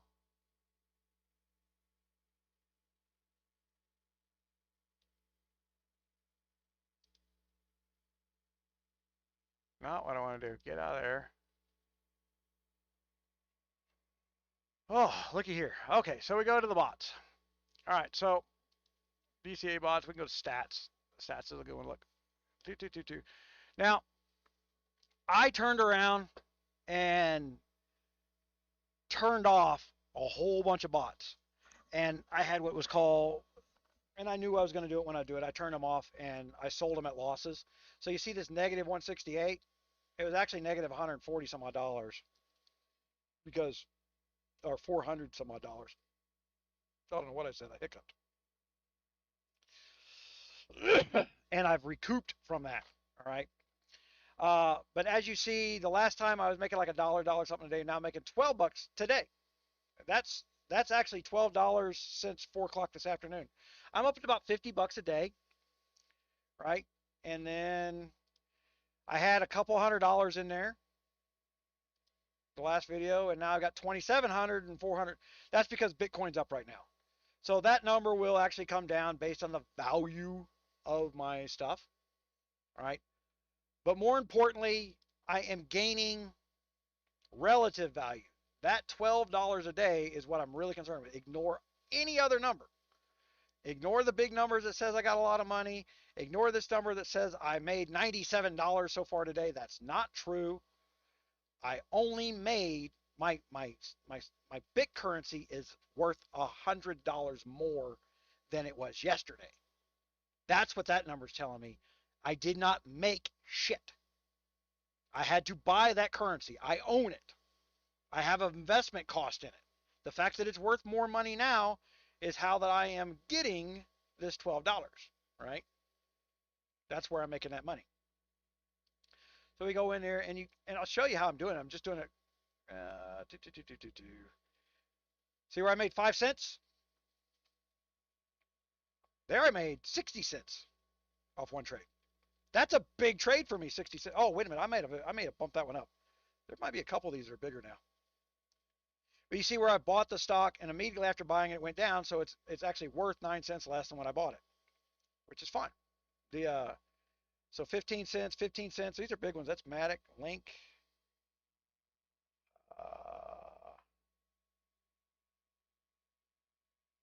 Is Matic one of the ones I made an adjustment on? I've been making a lot of money off Matic. Oops. Nope. See, and then it tells you in there, I bought $5 of Matic, but if it goes down, I want the bot to buy $10 more of it. If it goes down again, I want it to buy $10 plus 5% more. And if it goes down again, I want it to buy another. At that point, it's level 2, so it's going to buy $20 plus 5%.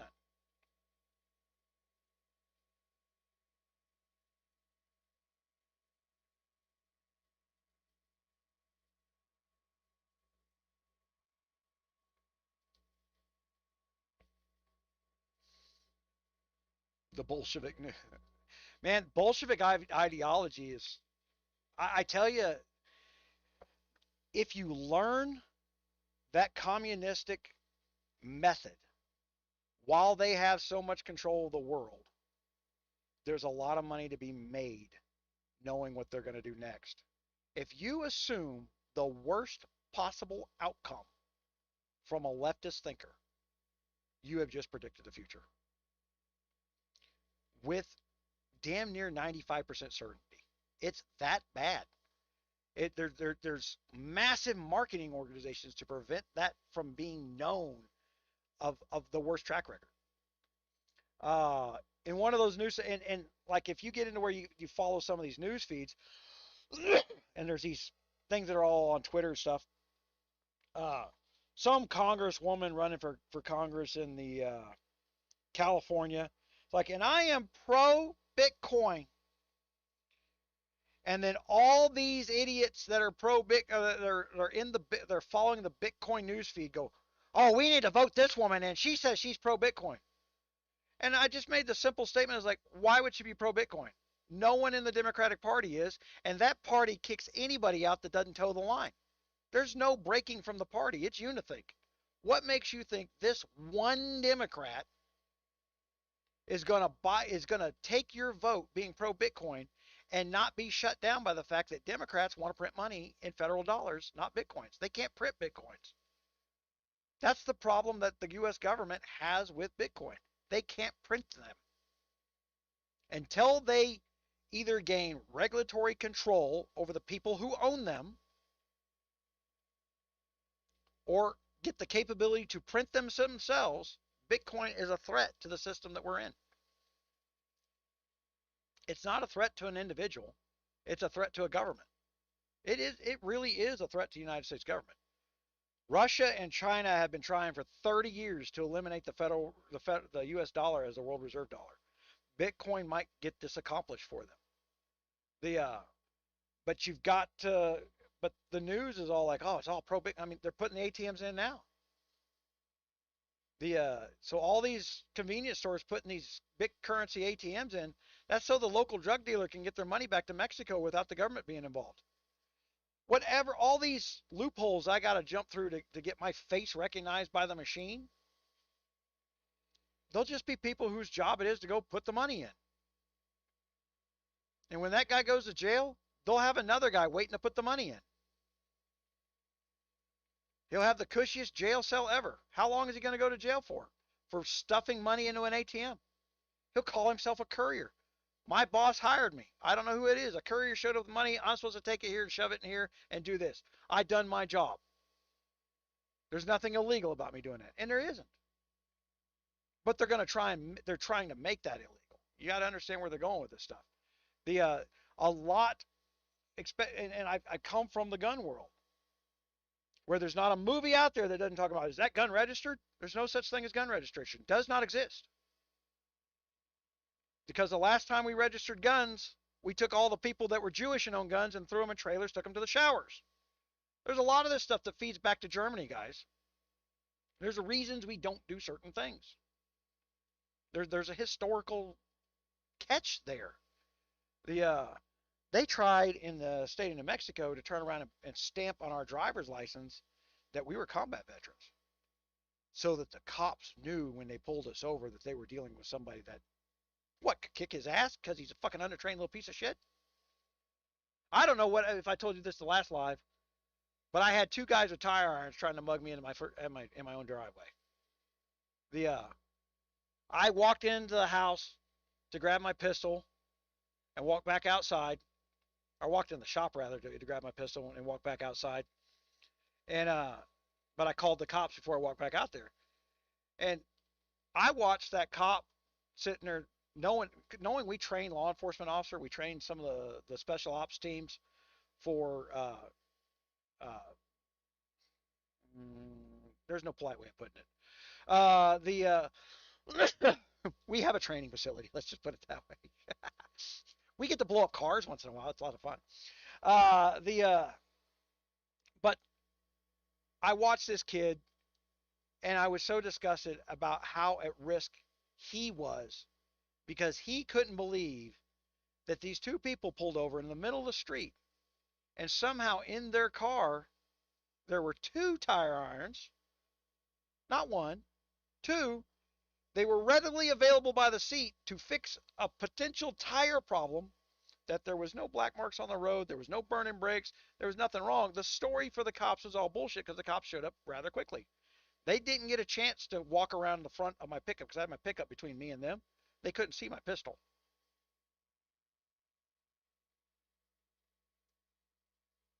Yeah, that's so that's money laundering is what that is. That's why they're putting them in. The Democrats who are pro Bitcoin ATM are in bed with whatever local money laundering operations of different natures is necessary. That's why. I'm telling you, the the devout Democrat, the people who vote Democrat just to vote Democrat, but aren't stupid, know they need to get their money outside the country with what just happened. You got to get some money outside. You got to be somewhere else. The I just showed you my trading account here. This is what I'm doing for fun. This is what I'm doing for videos. I set this stuff up where none of my real personal information can be seen or gleaned or hacked or stolen. You know, if somebody gets in here and steal the whole $2,500, it sucks, but I don't care. They're not going to get my retirement money. The and I am going to get into some of the legal stuff that I'm having to jump through the hump on. How do I make sure when I die, my family gets my bit currency? That's not even a topic of discussion out there. Can I do it through a third-party lawyer? Can I do it through an estate planner? Do I just turn around and build, now that every single one of my devices, my phone number is tied to every one of these trades now. I have to get a text for two-person authentication. So I can't have a buy here, pay here phone. I have to have a lifelong phone number. Woo, man. Or I have to have these recovery phrases. Where do I store that stuff? Well, it can't be stored on a computer I own, but it is on a computer you own at some point. You got to copy and paste it. There becomes, this becomes one of these things where even I get lazy, where I write it down, and I forget where I write it down. I forget what I named the file. I forgot where I put the damn file. If I die, no one's going to know where the hell that file is. They're not even going to know what the hell's in that file because I was lazy about how I labeled it. So to help myself, I'm going to build some tools to help myself over on idletools.com. That, because I'm doing a two-prong approach. I've got these bit miners, these physical machines, making money. And they're making about 20 bucks a day. So you may see me making 20 bucks a day in trading. I'm making 20 bucks a day. And I'm adding that 20 bucks a day to the trading account. So I have more money to trade with, which makes, that's where some of those are getting to be, instead of 5-cent deals or 15-cent deals like that. That's 3 times bigger than what I normally make. Okay, but I'm still only making 1% on the trade. I'm just trading more money per time. And you got to be able to chase the down.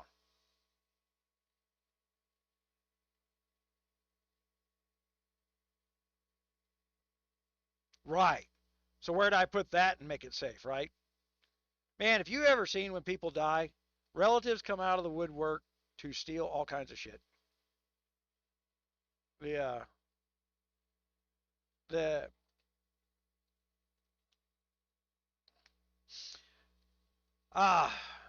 it's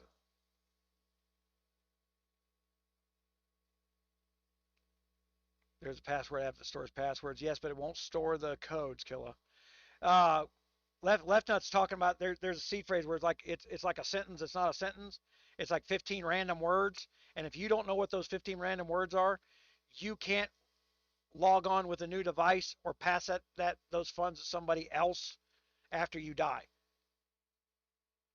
Yeah. So, but so how do we do that? That here's where you get into, there's not a single Hollywood story that we don't know of where your accountant didn't run away with somebody's money. So if I turn around and set it up with my CPA and he decides he gets pores and he's going to go and build a secondary wallet and steal all my crypto one day, ain't nobody going to go after him for stealing my crypto, right? It's not against the law if he's got my seed phrase. Same thing with lawyers. You've got to trust the law firm that you're doing business with to not have employees who know there's something they could steal and get away with that no one's ever going to chase them and call them a criminal for. They may get fired, but if they run away with $3 million, do they really care if they got fired? I would say that is part of a problem. If somebody wanted to build, when they're talking about regulating the industry, then, take my thumbprint. Let's build a national registration involving my thumbprint. And when I die, that thumbprint becomes deactivated and triggers anything associated with that thumbprint to whatever my will specifies. That would be a valid regulation. No one's talking about that right now. Right now, they're using the fact that people lose their money, can't access their money because they're not responsible writing stuff down. So what me and Left are talking about, write it down, make sure your family has instructions. People aren't doing it.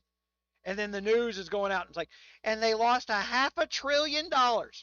Should have wrote that shit down then, huh? Look, my stuff's written down.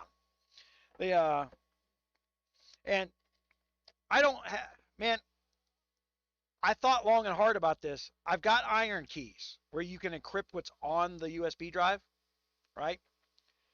But I know this USB drive, I've been using these very particular USB drives in and out of computers for 15 years. I got thumb drives that are still working 15 years later, that have been plugged in, out, in and out, in and out, in and out, dropped 50,000 times, still working. So I trust this G4 built Kingston Data Traveler. It's called a Data Traveler. They literally built this, put this on your keychain, so when you drop your keys 15 times a day, put them throwing on the counter, it's not tearing up your thumb drive. That's what the design of this is. So I love this design for that fact. This is a very rugged chip. And so I'm not going to encrypt, per se, the data going onto this thumb drive.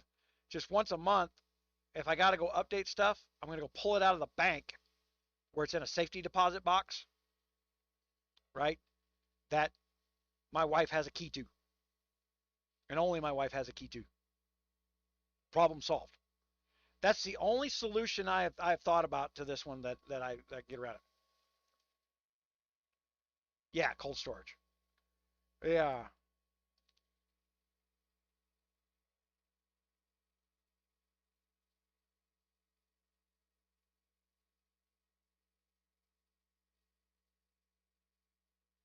Yeah, Facebook does that now. I don't know if you know this. I set Facebook up so that when I die, my wife can go in there and turn off all the Facebook stuff. The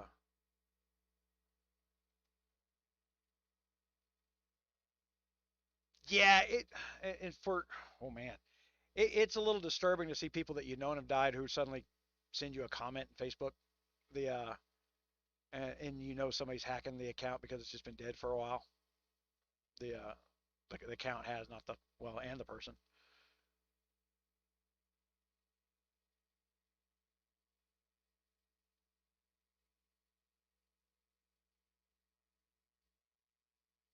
Well, there you go, B man. This and I've stated this on many lives before. One of the pillars of grabbing the ability to take someone's property is 150 years ago, we decided a woman was not equal to a man, and therefore a judge could violate your rights and take half your shit. Right? She's not capable of working. She's incompetent in society. She is not worth anything. She gets half your shit. The We move forward today and we got gay marriage. Two men get divorced. Why is the judge telling who gets half their shit? The legal system literally says two men are capable. You know what, guys? I have got to take a pee break. I'll be back in just a minute.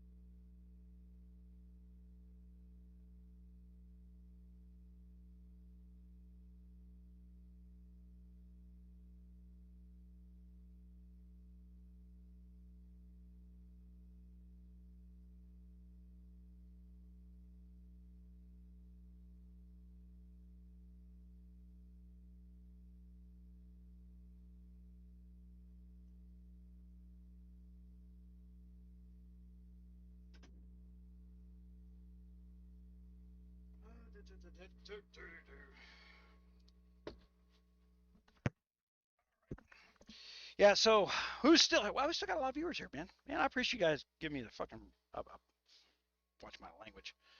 A piss break. I've got to start cleaning up my language a little bit. You know, I spent years when I went back into retail, making sure I didn't offend the old ladies with my mouth. Because I just, you know, I was a sailor. I talked like a sailor. What's this black screen stuff I got going here? Oh,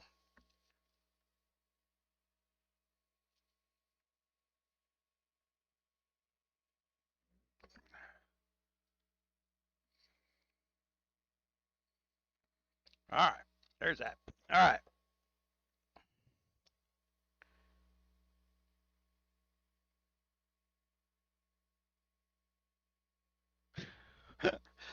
The well, I'm gonna catch up on some stat here. Uh, freedom.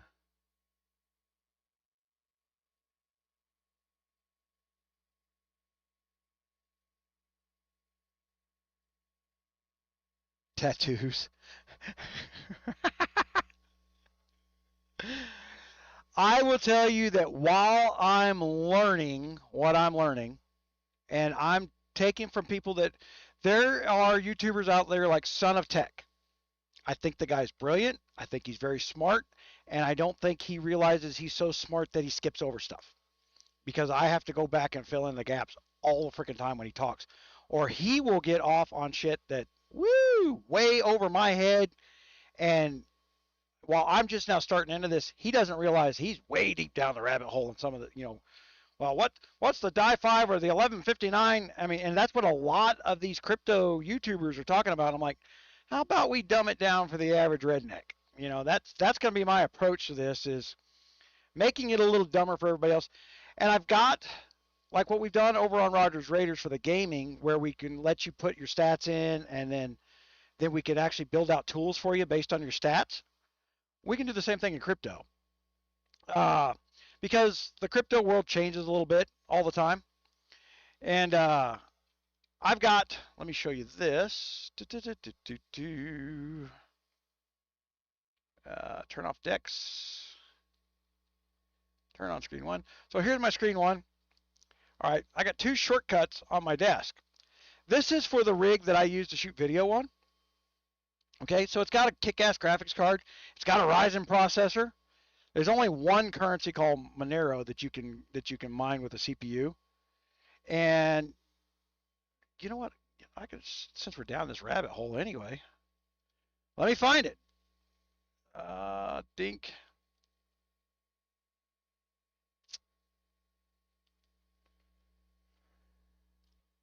Is it XMR?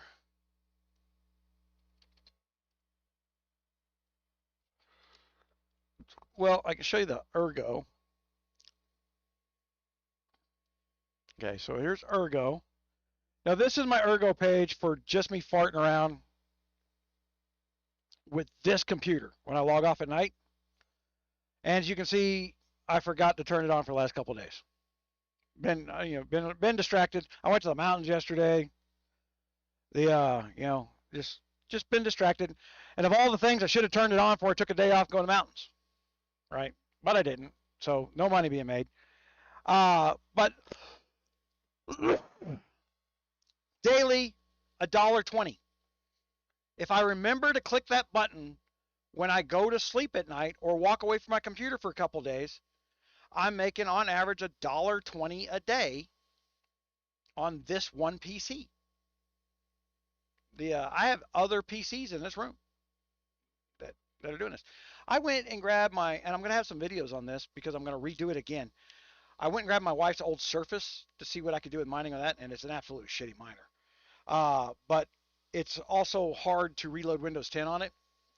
And so I developed a method of reloading Windows 10 on an old Surface, because you can find these old Surfaces on eBay for like $200, and they're a fairly good little used laptop, right? I mean, call them a laptop. They're a tablet that you can put a keyboard on. So if you can get these things for 200 some odd dollars, it's as good as any PC out there. Laptops, it's a shitty monitor. I just was curious whether or not those i5s had any of a real i5's capability, or if they just said i5 when you asked what kind of processor are you. Well, it just says it's an i5 when it asks what kind of processor you are, because it's got no capability to do any real work. But in the graphics that's built into it, no capability of doing any real work there either. That's why they're crappy for gaming.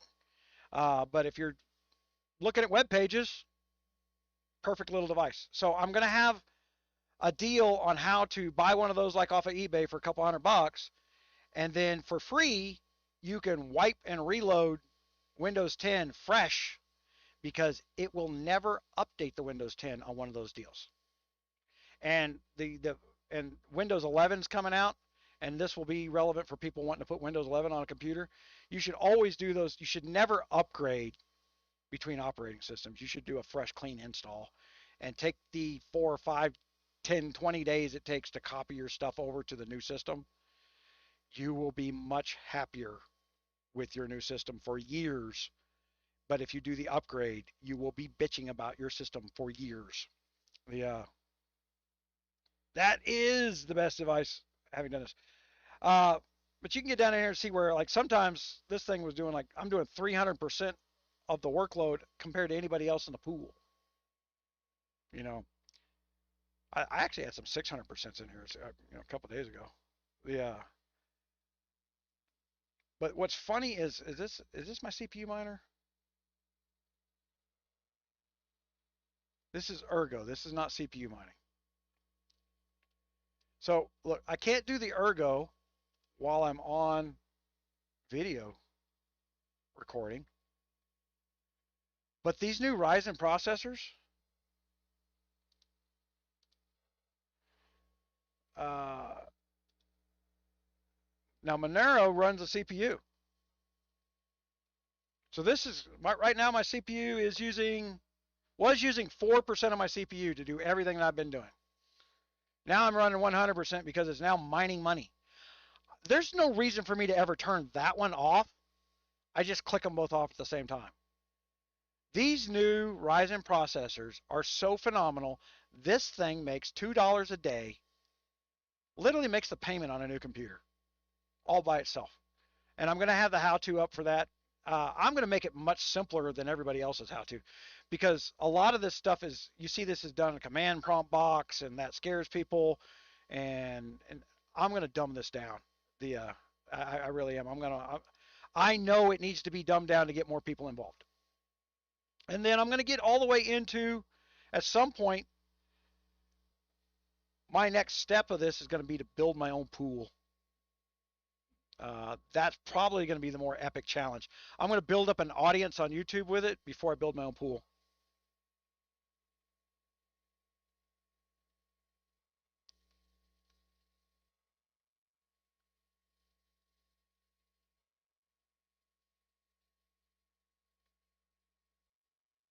What kingdom are you in, Killa?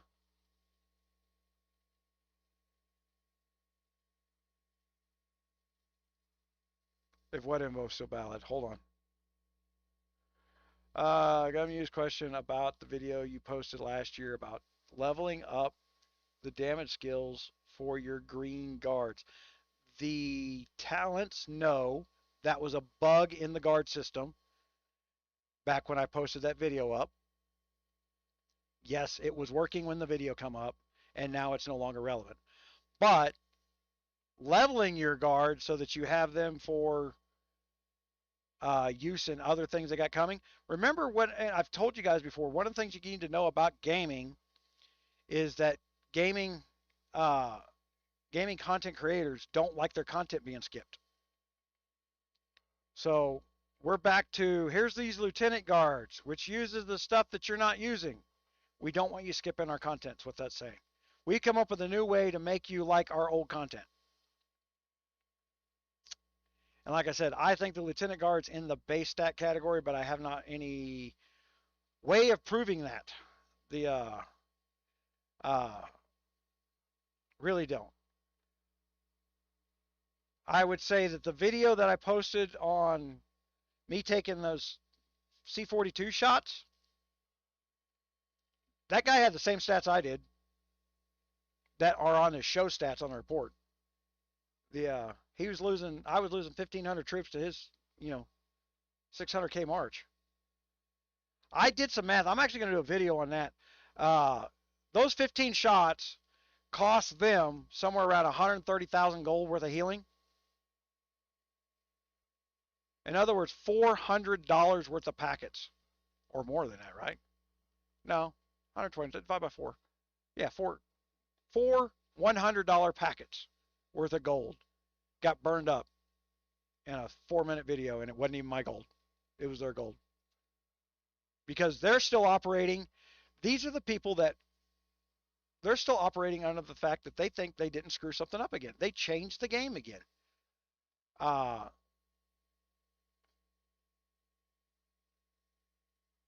Yeah, people got to put their skin in the game, man.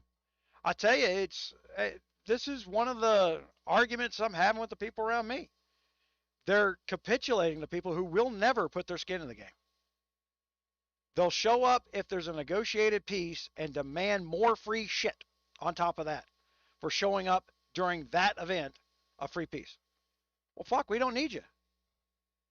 Because the opposite's also true. Well, if we don't negotiate a free peace with them and include them, well, then they're going to go out and try and cut a deal to work against those of us who want to actually play the game. It's damned if you do, damned if you don't. I either give them shit or they take shit. I don't like being robbed. I don't know. We've got such a unique situation. Even our trolls hadn't been on in frickin' Fire 9-2.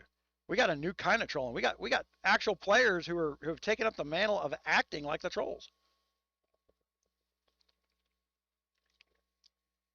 Look, I said it KVK before last. I was so proud of my kingdom showing. Hold on one second. Yes, Reese's. And a Pepsi.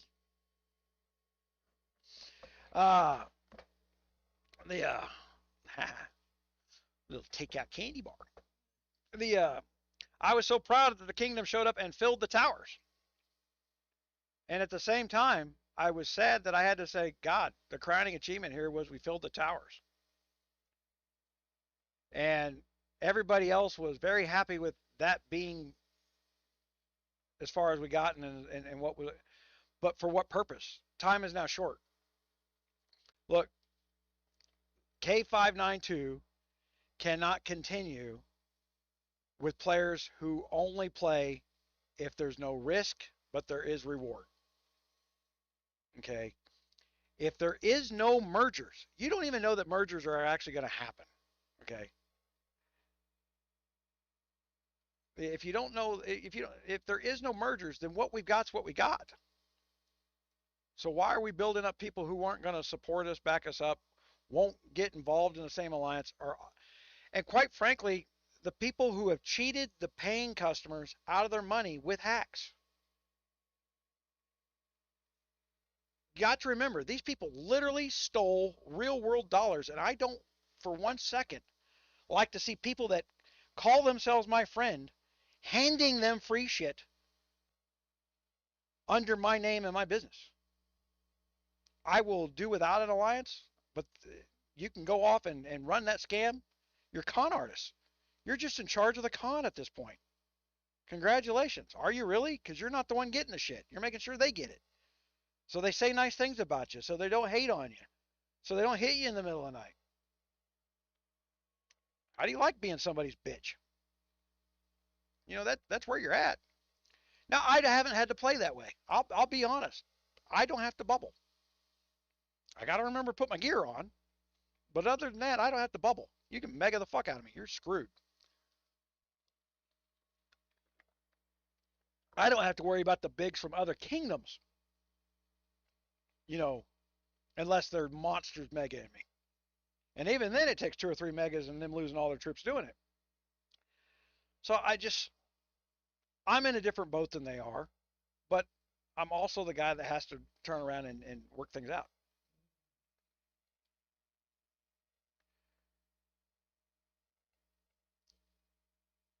It only takes a couple days to green those stars up, man. They give you so many greens. There's no reason not doing it. Here's here's the thing, Banner. On those guards, Guns of Glory every once in a while goes back to a previous fork version of the game and starts upgrading from that fork for new content.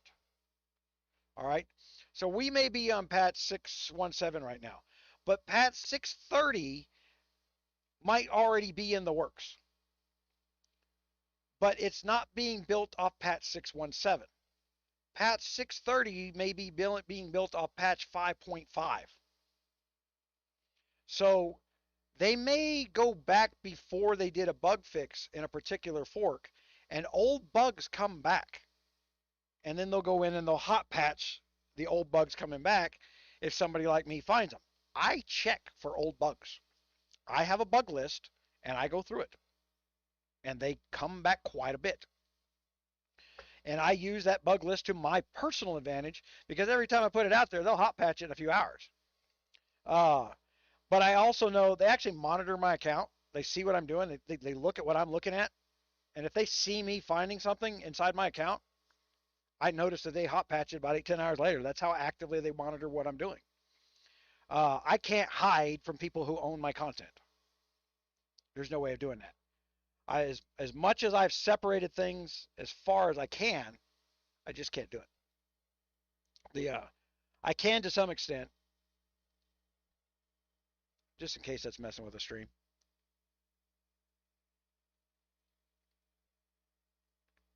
Well, okay, you can't just go play Farmville, right? You can't just do that.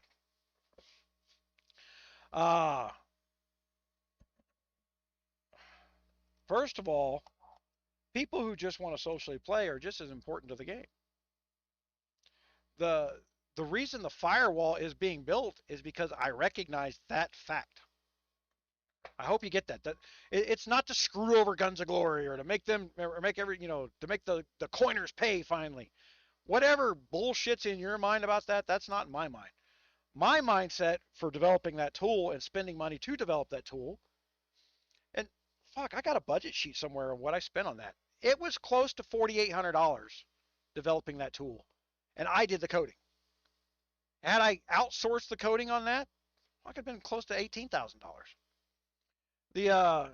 So I mean, there's a real world cost to building these tools, and I got to recoup my money at some point. And we do. I mean, I'm not complaining.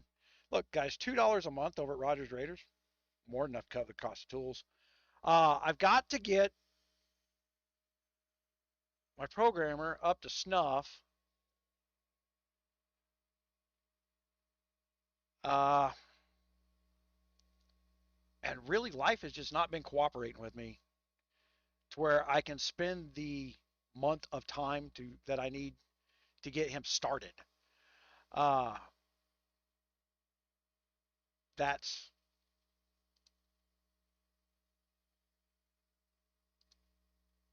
there's that. Damn, that Dex just absolutely hates me every time I gotta switch devices.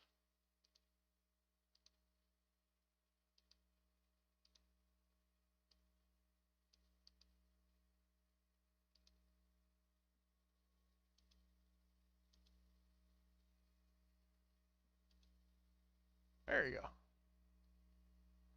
All right.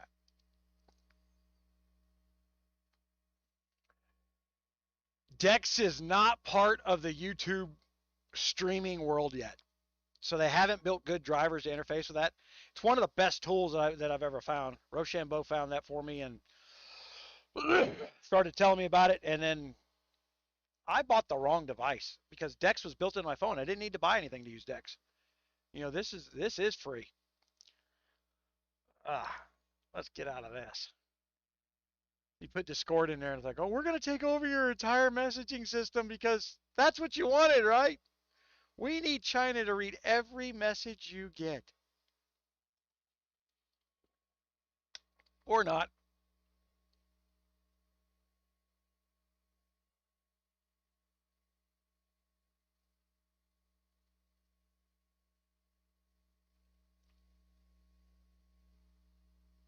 No, you're hearing complaints. Pointing out problems is not complaints. Unless you're the ones that.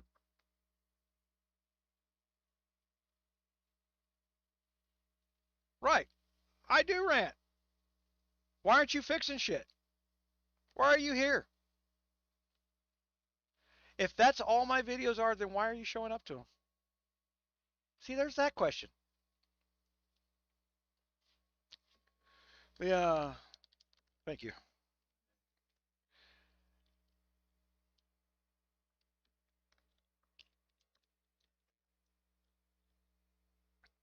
That's all my videos are. But that's not all my time is. It's not what I'm doing. It's not what I'm trying to accomplish. And you're looking from the outside looking in. Uh, I I can take that as constructive to the heart. It's like that's all my videos are complaints. Look, there's a little bit of entertainment value in blowing up on them because it becomes an us versus them type deal. The That's what the market is, Maya. If you don't know that, uh, I'm still running a business here. I got to set myself in a position to make money. Discord is not king of shit. Not a fucking thing on Discord is worth having on a device I got. If it's that king, why am I on top of that network? I really, it's like, damn. They take control over the freaking monitoring of your devices. They're listing your CPU. They're cataloging your stuff so that they can sort you out as a customer later. And they're king of what? They have one of the crappiest voice systems on the market. How long ago did you look at the calculator, Banner?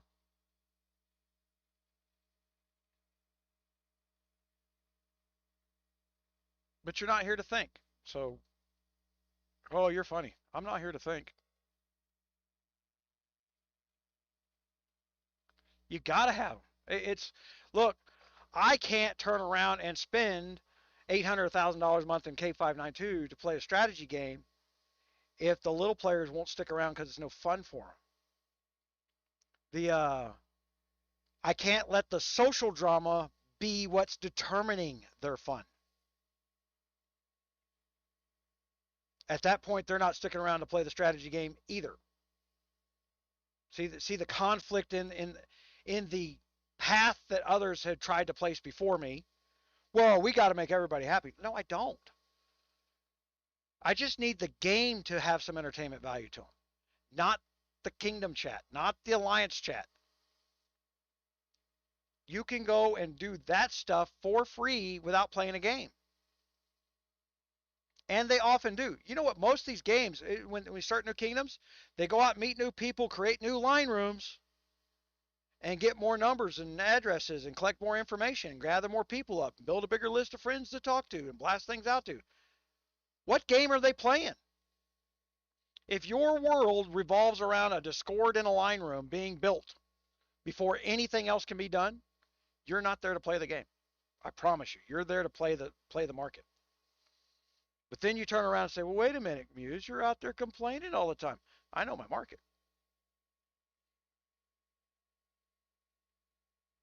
The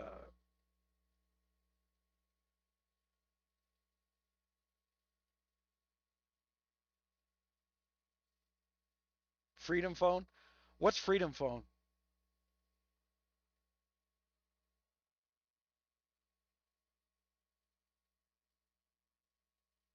I can't use Binance.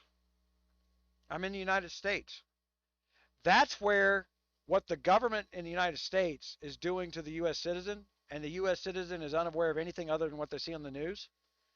Instead of being in an exchange that does $14 billion a month worth of trading, I'm in one that does about $20 million a month in trading. So the money I'm making per day is nothing compared to what somebody can make outside the United States. Uh, and I may solve that problem. I'm looking around in a couple different countries that I may just move.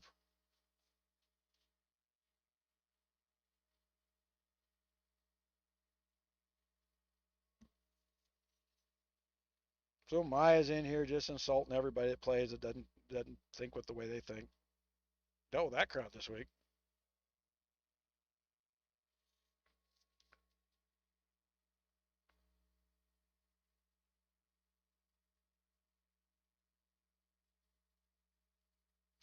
I do not want to do. I can tell you that IP vanish doesn't work as a VPN for logging into those cryptocurrencies, and because companies like Binance would rather just throw away the U.S. market and keep the world market they got, they are actively looking for ways to filter the U.S. citizen out of their system.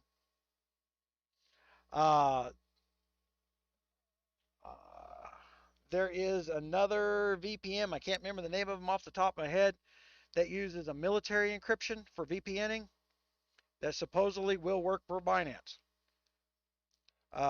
Binance is doing all kinds of VPN breaking where they look at your IPv6 codes and your IPv4 codes. They look at your cache and your browsers.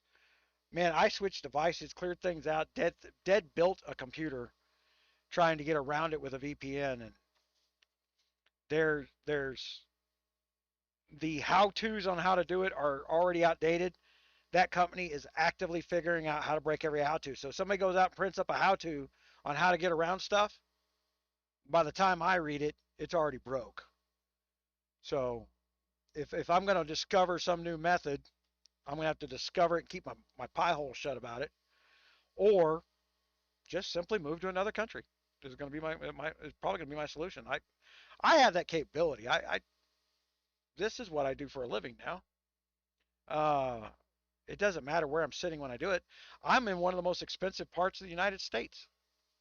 This is federally the most expensive place in the United States. Because the Federal Law Enforcement Training Center here, and the oil field right here, they gouge people that have to stop here to pick up groceries or drive here to pick up groceries. 100,000 people that are in this area that don't live in town. So the cost of food is not relative to the 10,000 people who live here. It's relative to the 100,000 people who have no choice but to buy here. So our food costs are just insane. I could drive up 13 hours one way, visit with my friends from high school in Kansas, fill up my truck full of groceries, drive back, and it's cheaper than going down to the local grocery store. Spend 2 days, buy them beer. Still be cheaper. I'm actually about to do that here shortly. But I'm going up there to buy a cow. I don't like the cows that are grown here in New Mexico and Texas. I don't like the way they taste. There's just something different about them. Yeah, I used to work in Orange County. Eaton Semiconductor down there. Well, it used to be called the John Wayne Airport, and then some liberal got a hold of it. When I worked for Eaton, I changed the way people work for that company entirely. I'd just gotten out of the Navy, and I was a field engineer, and my customers were Motorola. So like Eaton would design a $3 million machine that builds computer chips, and then the salesman would tell them it would do X, Y, and Z plus 1,000%, and it wouldn't even do X, Y, and Z. So my job with Eaton was to go in and calm down the customer who just wrote a $3 million check for a machine that didn't do what they said it do, by redesigning the machine to do what it said it does. Sound familiar? I take what's there, I break it down, and then I come back and say, okay, here's a product that works for you now. It's what I've done for GOG. I've done this for 35 years. I just doing it. This is the first time I've ever done it for a video game. This is what I do for customers and clients. But I'm not capable of crawling underneath machines anymore. My body won't let me, because I mean these are big machines. They're the size of a small school bus. Lots of robotics and vacuum chambers and 3-inch aluminum steel plates. I mean you think electronics, you see the commercials like, oh, and some guy soldering on some little bitty tiny circuit board. They don't show you the guy freaking moving using a pallet jack to move a pump around. That guy don't get seen. Yeah, Kansas and Missouri, that completely different taste. And not only that, when I eat that beef, I feel better. Within 4 or 5 days of finally getting where I can eat that beef and cook up that hamburger, the grass grows so long there they don't grain finish. They just don't. And now that it's uncool to grain finish, the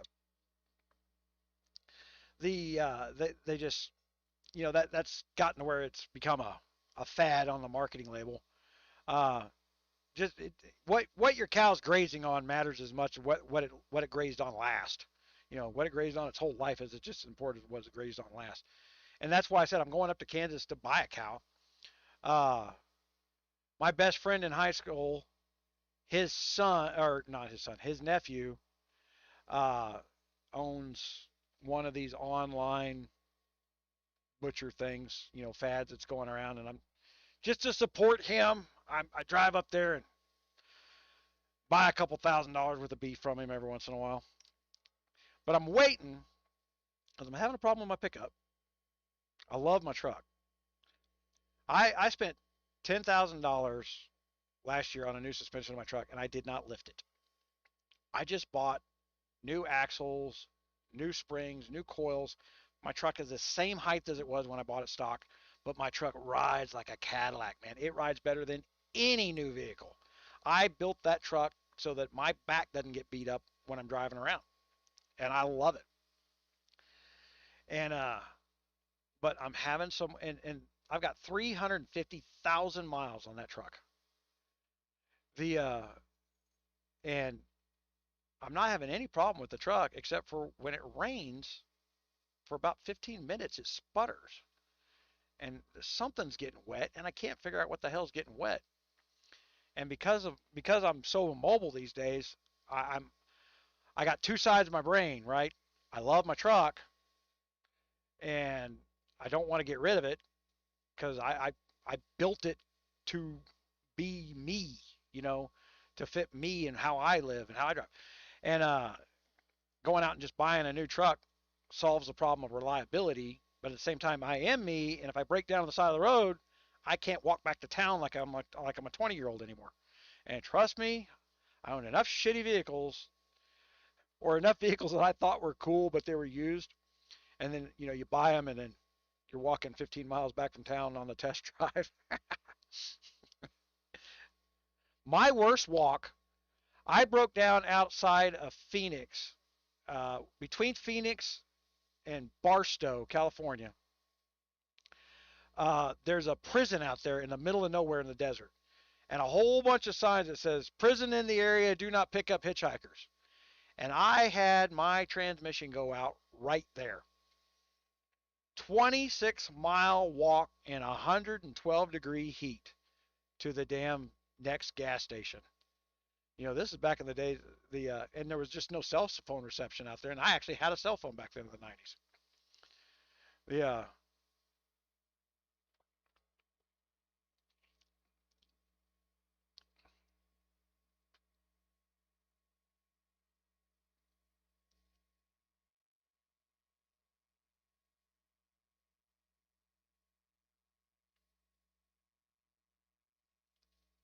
they can't get over the, you know, Thomas. They can't get over the fact that me pulling apart what they built is the situation they've left me in.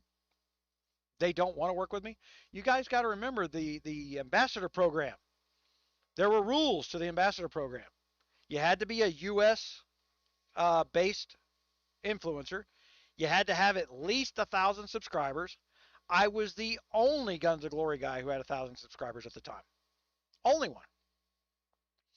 The So it was like a slam dunk. I'm going to win the ambassador program. I'm the only person that qualified. They got me all the way into an interview process, and then nobody won. All it was a marketing scheme. It was a fake event to see what they could do to disrupt the market. They really hate the fact that influencers have any control.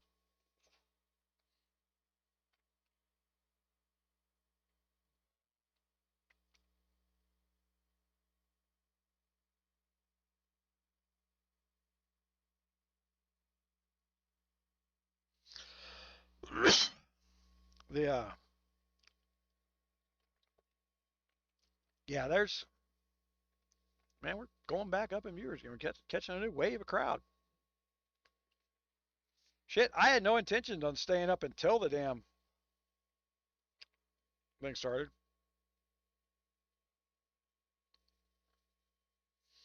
I can't drive 55, but I can drive .08.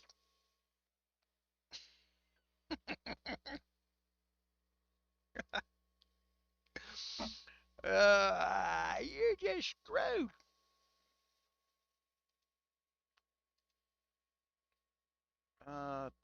Let's do this. Let's go there. Yeah, my eyes definitely look bad. You know, I just blew that up, man. I saw that last time. I mean, the since I got the new glasses, these ain't it. Hell, I don't even know where my new glasses are right now. I set them down. I spend more time looking for my glasses than I do anything else. Is that it? That's not it. That's not it either. I got a whole bunch of reading glasses that look like it. I had these Harvey Keitel, those great big glasses. Remember that guy that used to be was it the White Sox announcer? I picked out a set of glasses like that just to be funny for freaking YouTube, really. Uh, and my eye doctor was a woman. She goes, "Oh no, that's not happening." Yeah, but having green lenses has been the big thing. Blocks the yellows, blocks the blues. It's kept my eyes from stressing out. When my eyes don't stress out, I'm not getting stress up in my neck, so I haven't been getting my headache frequencies down quite a bit. The hell, I don't even look like I got bags under my eyes no more. I look like I went back in age, what, 5, 10 years here. Everybody telling me I'm stressed out, not just tired of the shit I'm seeing.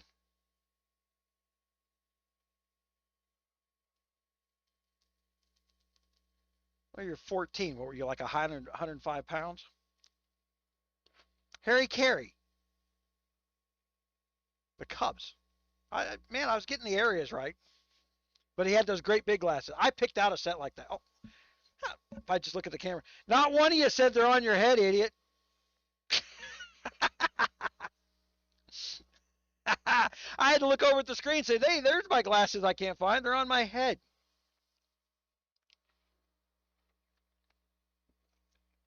But they're a green lens. I don't know how. And they're a bifocal, right? So you can see like the difference when you're looking through the green. It's not as green as you think it would be. All right, and for me, so it's green. It's blocking blues. You've seen yellow glasses for people that like to do things at night because it makes a sharper, clearer image. And then there's people who wear blue lenses to block out blue light so they can get to sleep at night. They'll wear, they're becoming a fad to buy blue filter lens glasses for LED screens. Well, I got LED screens in front of me all the damn time. So the green lens fixes two problems at once. It's actually kind of hard to find a green lens filter. My Maui gems. Okay, so my Maui gems. Now there's no way we're going to get a good thing through my Maui gems. All right, that's looking through my Maui gems through a camera. It blocks all kinds of light spectrum. All right, Maui gems. If you buy Maui gems from Maui Gem, I went on to Amazon, bought a pair of Maui gems. Like, oh man, that's a good deal on Maui gems. They were fake. The reason I know they're fake is not because I know shit about branding or anything in the knockoff world. The glass was shit. I've worn Maui gems for 30 years. Maui gems used to make a green lens, and they still do make a green lens. They make it in a bifocal reading glass. So they make it for people who are reading and looking at computer screens. They're like 160, 170 bucks for a set of Maui Gem green reading glasses, just for a little magnifying glass. Something you can get for $8 down at Walmart. The Maui Gem version like 150 bucks in the green lens. But man, you will feel better. I have felt so much better. Lots less, tensioning pain because of this stuff. Yeah. So I can't link up a freaking. I wouldn't I wouldn't go to Amazon. Don't try and do that. Just go to Maui Gems. You're going to pay a premium for them. I've had every kind of eyeglass brand that you can dream of over the years, and I guard my Maui Gems like they're freaking gold. The they're they're the only eyeglass that for sunglasses you can't look at your cell phone through. It blocks so many kinds of light that's harmful to your eyes. You cannot look at your cell phone through a set of Maui Gems. The and the rest of the world is ease and things, but I can't run around. But they are also a dark lens, so I can't run around in here in the dark with them. It looks silly if I'm on camera with them.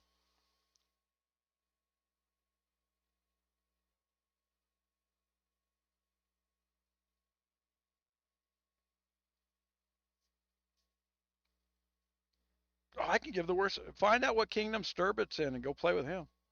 That's that. There's some bad advice. His name is literally Sturbait. We're not supposed to know that, guys. He's not a troll, but his name is Sturbait. My Sturbait is how you say his name. I I'm just curious. Do you actually think you are clever or what?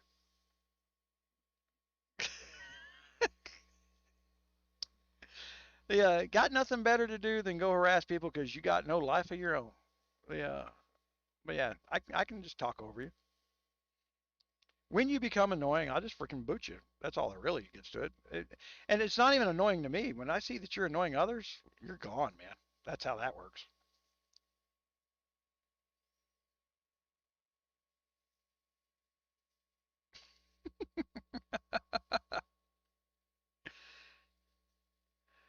Yeah,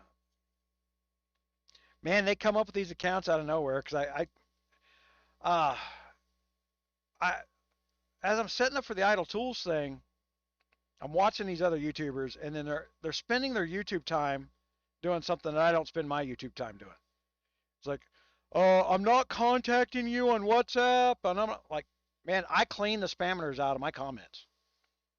The you know, I know when GOG is running a marketing tool, there will be all these new accounts that will come in and ask me questions about content that hasn't come out yet. That's the marketing team trying to get me to talk about their stuff on Rumor. Uh,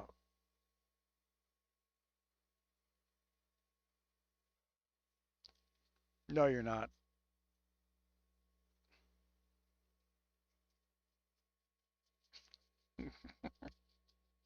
Not very clever, and I'm seriously doubting the she. The when you say you're she, did you snip or did you tuck?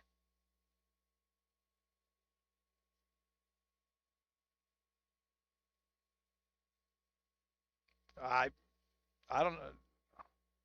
Like you delete your comments? I don't know. Who is you?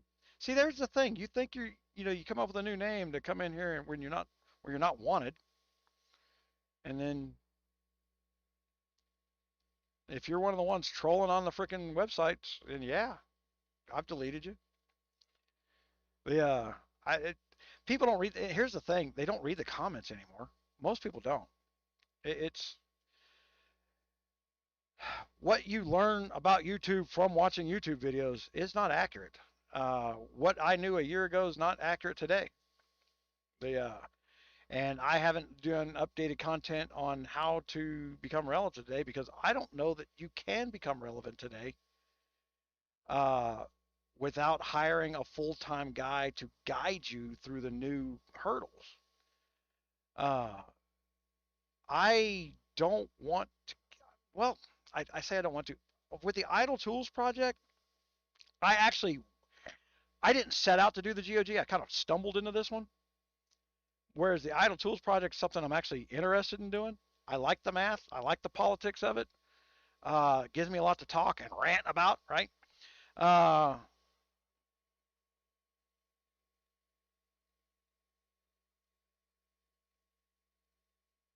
The sneaky ways to deal with trolls videos. you, I don't know what was that alliance thinking that during an event to invite me to their alliance while they were megging a tower, where I joined their mega, took it over, and then left their alliance and zeroed them out. You guys want to turn around and what he's talking about, the sneaky ways to deal with trolls? Come on, man, that's good content. How often does that opportunity come along that I get the film that somebody is being that dumb?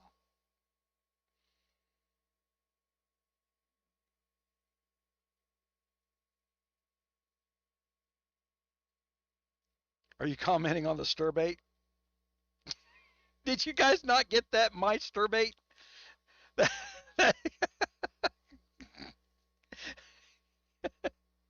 Keep up with the trolls, guys, man. They're maybe the he she is clever.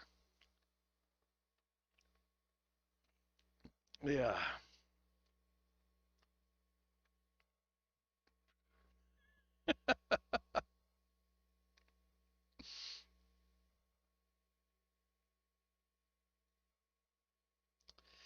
I look there. I had all kinds of people down there making comments on shit like, why didn't you use a farm account or something like that? That farm account wasn't invited to the alliance, is why. My main account was all that was, and I needed my main account to hit the tower with. So that's the way it was done, was the only way it could be done while they were doing something stupid, like freaking. They were literally pushing. This was during the Tide events. They were botting kills, so they were outrunning real players with 3 real players in their alliance because they had all them farms in there botting freaking kills up for Tide's event. Uh, it was just a way of counteracting people that were not playing fair. That's the same cheaters we have. That they run bots to get the head of the catacombs. They run bots to get their players experience up all day long, to get their guard experiences maxed out. It's the if the game is not going to deal with botters, I'm going to create a bot. That's one of the next things coming out of Rogers Raiders. I'm going to partner with a bot company. I talked about it before that there's going to be API access coming out of Rogers Raiders. I am no longer going to send people in advertising fashion over to another product.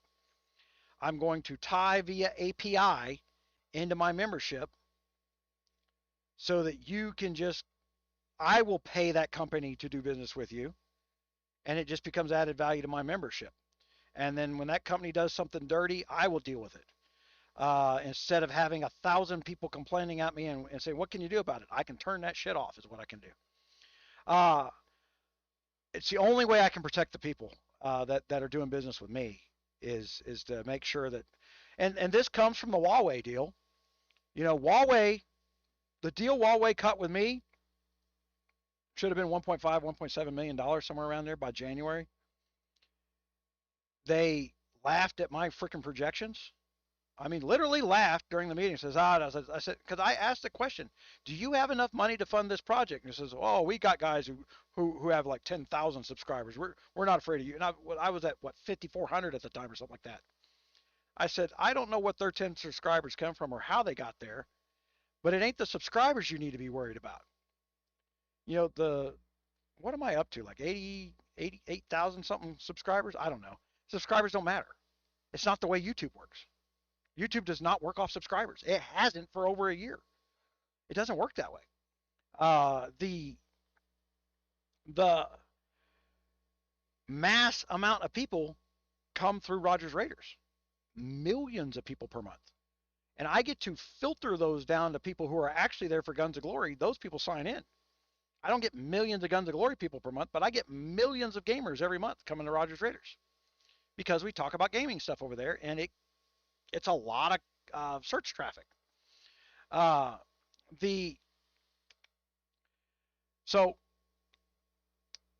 what we learned from the Huawei deal was these app stores, Huawei, Google, Amazon, all treat the marketing department like their kids working in their basements. All right. Then they ran into me. And, you know, I negotiate people with Harvard degrees, and all of a sudden I got some kid from freaking Amazon telling me, like, oh, and you'll get this, and you'll get this. And I'm like, no, I won't. So we're not doing that. It's like, well, I don't understand. Why? Man, Huawei has like 20 different divisions around the world. Every one of their division has begged me to come back and do another Huawei deal. And so I just last week sent them out the email to all the divisions. They said, here's the deal. You will get into an API access. If somebody's buying product from you via Huawei that you want access to one of my customers, it's going to go through the API. You're going to notify me that somebody's bought via me as my customer. And they're like, oh, no, we're not going to do that. That's privacy violation. So I said, damn sure is. I'm violating the privacy of Huawei hiding their bullshit. That's whose privacy I'm violating. Because if the user doesn't want that, they don't have to hand Huawei my IP API. But my users are paying me for that access. They do want, as part of their payment system, hey, could you protect my other gaming money, please? No one wouldn't want that. And if you don't, just don't hand out your API access. At that point, I don't know what you're doing.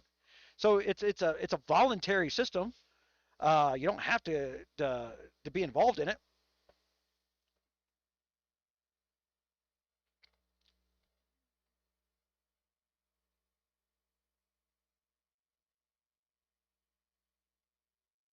Diss my fans.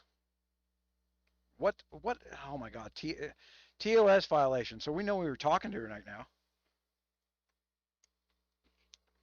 What is your name in freaking Death by Burrito or something like that?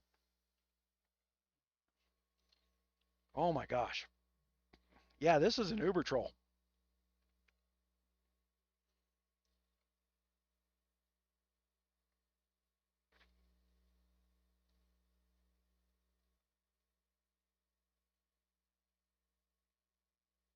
Took over Mega with a farm and see, and I answered that before he even put it in the chat. The farm wasn't invited. Oh, what I should have done in some magical world where facts don't exist. What fantasy world you living in? I dealt with what was on the ground at the time, man. That was the opportunity that I had. And at the end of the day, here's the really dirty secret. I can afford to lose all my troops in one day and buy them all back tomorrow. Those guys can't. And if you want to be dicks and hide in bubbles all the time, when I get an opportunity to burn a couple million of your troops while you're doing that dick behind the bubble move, I'm going to take the opportunity. I can do that. It's not even some game style of play I like, but it's really all they left me on the table. Those were the facts of the game. I didn't create the facts, it's just are what they are. So there's that.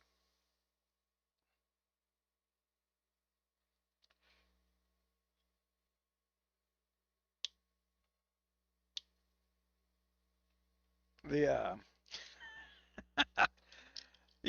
just can't make up the magical situation. The reality of having done this for 4 years for Guns and Glories, I have missed some great filming opportunities because I don't film without going online and saying, okay, I'm going to film today. Okay, I don't turn the thing on and let it record 24/7. I would, one, have to downgrade the quality in order to do that, and then two, I don't want to live that life of going back and editing that much film. I'm not that guy. That's not what I'm there for. I can absorb facts really fast. I can move my own world faster, and we can play the let's follow along me game in short little 20-minute clips where I plan to go do something. And so really what I get to film is the stuff that's plannable. Unplanned stuff like that rarely comes along. It's just like the video the other day with all the C-42s hitting on me. That wasn't planned. I didn't know they were going to do that. I had to, that's why the video just kind of cuts in, because I had to turn on my software, get my stuff set up, get it to recording the things. And we missed the first 2.5 minutes of that fight. Everybody goes, "Oh, I saw you gold healed." You saw me gold refresh for the rest of that fight, so that I had what I had on film. That not what was going on. I wasn't gold healing up each one of the deals. I just, before I turned on the recording, I jumped back to a zero standing for the recording. What you saw was what you saw. There were 15 hits from C42s with the same stat as mine, and they lost all their marches. We scrolled through the thing in real time. I didn't hedge the field. All I did was start over. They were gold spending. All I did was start it up so that there was a point in time that viewers would understand just how much money you wouldn't have had to spend had this happened to you. Right? I'm not even above 10,000 on my top stats right now. That's where I'm at, and stopping these guys cold in their tracks. Like I said, the point to doing that was to bring back some brevity to the players that I didn't run off. The game did.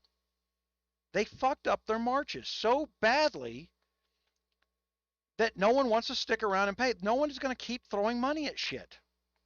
What's bad about all this is the make your money off selling speed ups was my advice.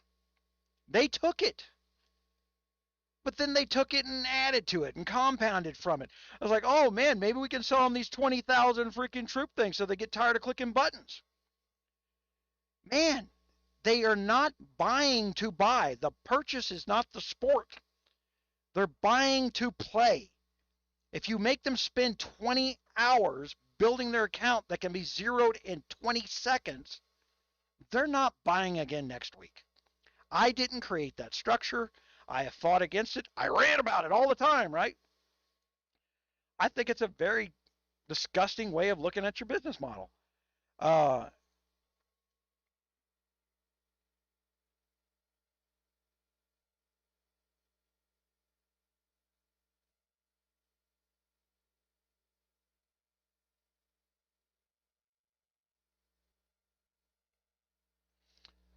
Ahmad Hilmi. Did I say that right? Hello. Man, don't you all got to go to work tomorrow? Isn't it Sunday night? I don't have to work. I can do whatever the hell I want to.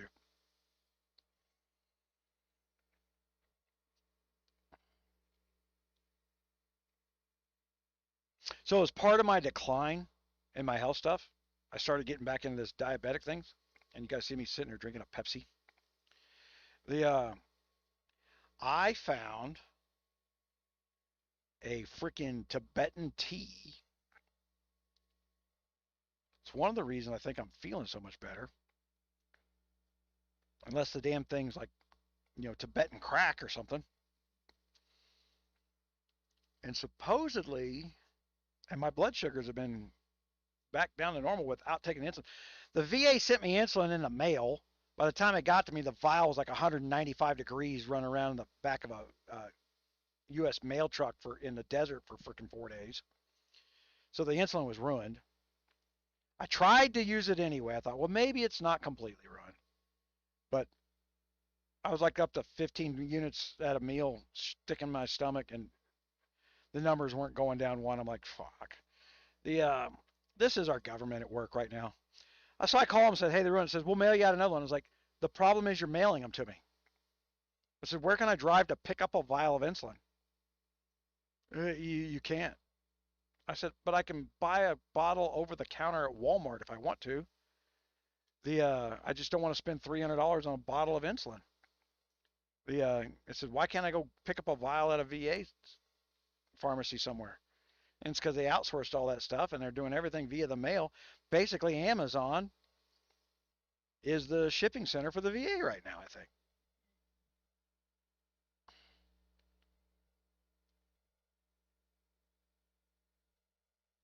Yeah, tea. I don't know what's in those pills. They make me poop better. Yeah. My stomach's been feeling better. It hadn't been upset. It's only been 5 days on these things. It's supposed to only take 30 days on them to what's the selling point on these things? There is ceramide. Ceramide is used in creams and soaps and shampoos, and I mean it's like a base of everything, right? And supposedly 15-20% of the population cannot detoxify the ceramide that gets in your bloodstream, and therefore it creates the underlying diabetic condition. Because I got diabetes late in life, around 35, about 7 years after I freaking, you know, I skydive, rock climb, rode motorcycles, rode semi-pro motocross, the wrestled alligators. I was not an inactive person. I was a full blown, before there was the show Jackass. I was a full blown junkie without the camera. I've done more base jumps than those guys have done booger flicks. The if you don't know what a base jump is, like climbing off a building you're not supposed to and jumping off the top of it.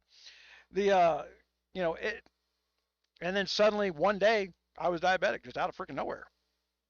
It was like somebody flipped a switch, and I bitched for the entire time. I was like, wait a minute, diabetes. So I go and I study on it. So hey, what this thing you're calling diabetes? I go look it up. I'm like, well, wait a minute, that's a symptom. So what's the cause? And every doctor for 15 years looked at me with a blank stare, going, I don't know what you're talking about. I said, you handed me drugs to treat the symptom that you're calling a disease called diabetes, but diabetes is not a disease, it's a symptom. There's sugar in your blood. You handed me insulin because insulin tells the body to take the sugar out of your blood to store it as fat. You didn't remove the sugar from my body. You hid it from a meter that you're selling me strips for $60 a month. You're hiding the sugar. You're not making it go away. And if I lose weight, the fat breaks down, the sugar goes back in your blood, your numbers go up. What do? They give you more insulin. They literally, it's a circle of bullshit. And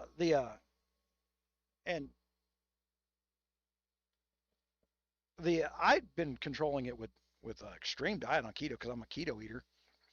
The Today is my breaking my keto day. That's why I'm having a Pepsi and I'm having a candy bar since I broke keto today. Before I went and did my live, I went and had me French toast with whipped cream over at the freaking IHOP. Because for the next 2 freaking weeks, I'm going to be on a strict meat diet. Lots of eggs, lots of meat.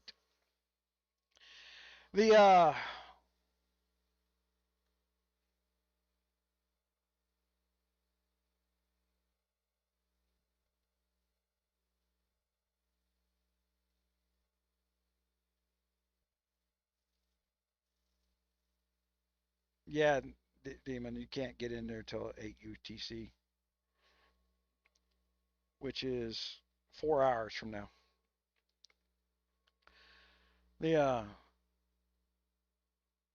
So the ceramide thing is what it's supposed to be taken out of the blood, and then that's supposed to fix the liver and fix the freaking pancreas, which gets worse with time. You can't just diet your way out of it.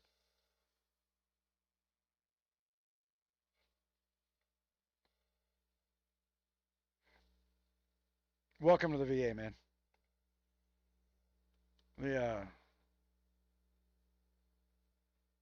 I'm telling you guys, this is one of these things where when you listen to me, talk about the VA for healthcare. I have single payer healthcare system, government run healthcare. It's called the VA. You don't want what I got. You don't want these people anywhere near your health situation. Most of the veterans went back to Medicare because Medicare is so inept. They don't have centralized hospitals yet, where the VA has centralized hospitaling. Complete government care from VA, whereas Medicare is not complete government. It's still got some privatization to it. And most of the vets are now carrying Medicare cards and not telling the hospital that they're a vet. Because the minute you tell them you're a vet, you're screwed. It's hard to get approvals for shit. We were talking about my dad earlier. One of the things that pissed me off this week, they're bargain shopping for a surgeon that will work for the money they want to pay. Meanwhile, time is an issue.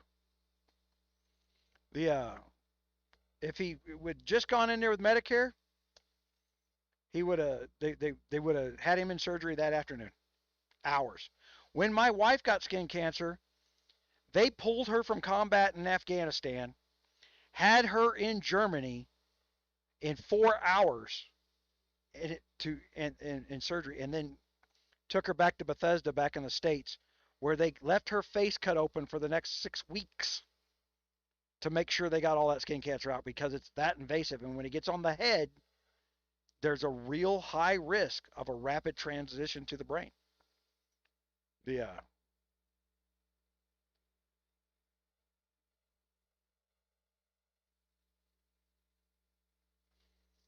set the code for the download, but that's true of all stuff, man.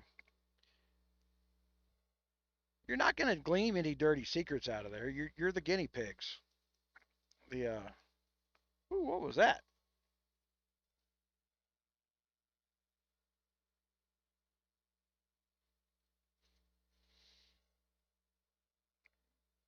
Oh, you know what? I hadn't even looked at multi-stream for a little bit.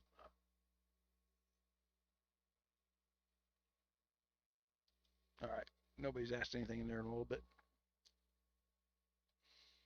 Yeah, if you guys are on, I tend to watch the YouTube chat. I had an idea the other day about building a unified chat system that was two-way. And I had it all worked out in my mind, but my lazy ass hadn't got the time to get it done.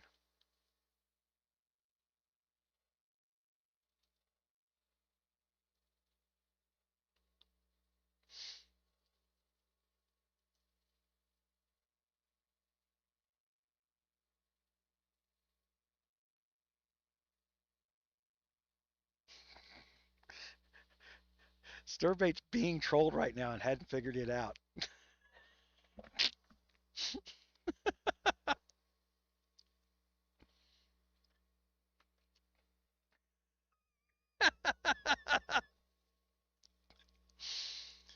Oh my gosh. Quit picking on the freaking wildlife. All right. Things that I know I need to be doing. I could have been doing matter of fact, I sat down to do them today. I've got to update the event point charts on Rogers Raiders for you guys. Because there's been 4 in the last 6-7 weeks. There's been 4 freaking new types of gear put out that I haven't put the points events into the charts. It's not a lot to update them. I don't have anybody else to do it. I did not build a front side interface for updating that chart. Not yet. I will. I'll make it so that I can have somebody who's responsible for going in there, making sure that the new COA is worth X amount of points, and the chart always works for you like it's supposed to. Because if you're a paid member over there, it sorts the chart to make sure that you're putting your upgrade components in the right spot for the cheapest amount of price. All right. I'm going to try and get with Anthony because I'm actually not in any Discords or line rooms. This PTR one was the first one I joined in here in a long time. The chart for the best buys during events, I'm going to see what format he's been getting that in, and then we'll figure out how to pass that along. The exclusive gift code for the test server. See, this is it. All I did was click a button in the game to go look at their Discord thing, and now I got Discord. I got 1,000 people throwing notifications up on my damn phone over here. I didn't invite them into my system. Discord did, because I clicked one button to read what GOG had to say. I didn't accept that privilege. So you guys get ready for the PTR. I might be back a little bit later. I'm probably going to be late to the PTR.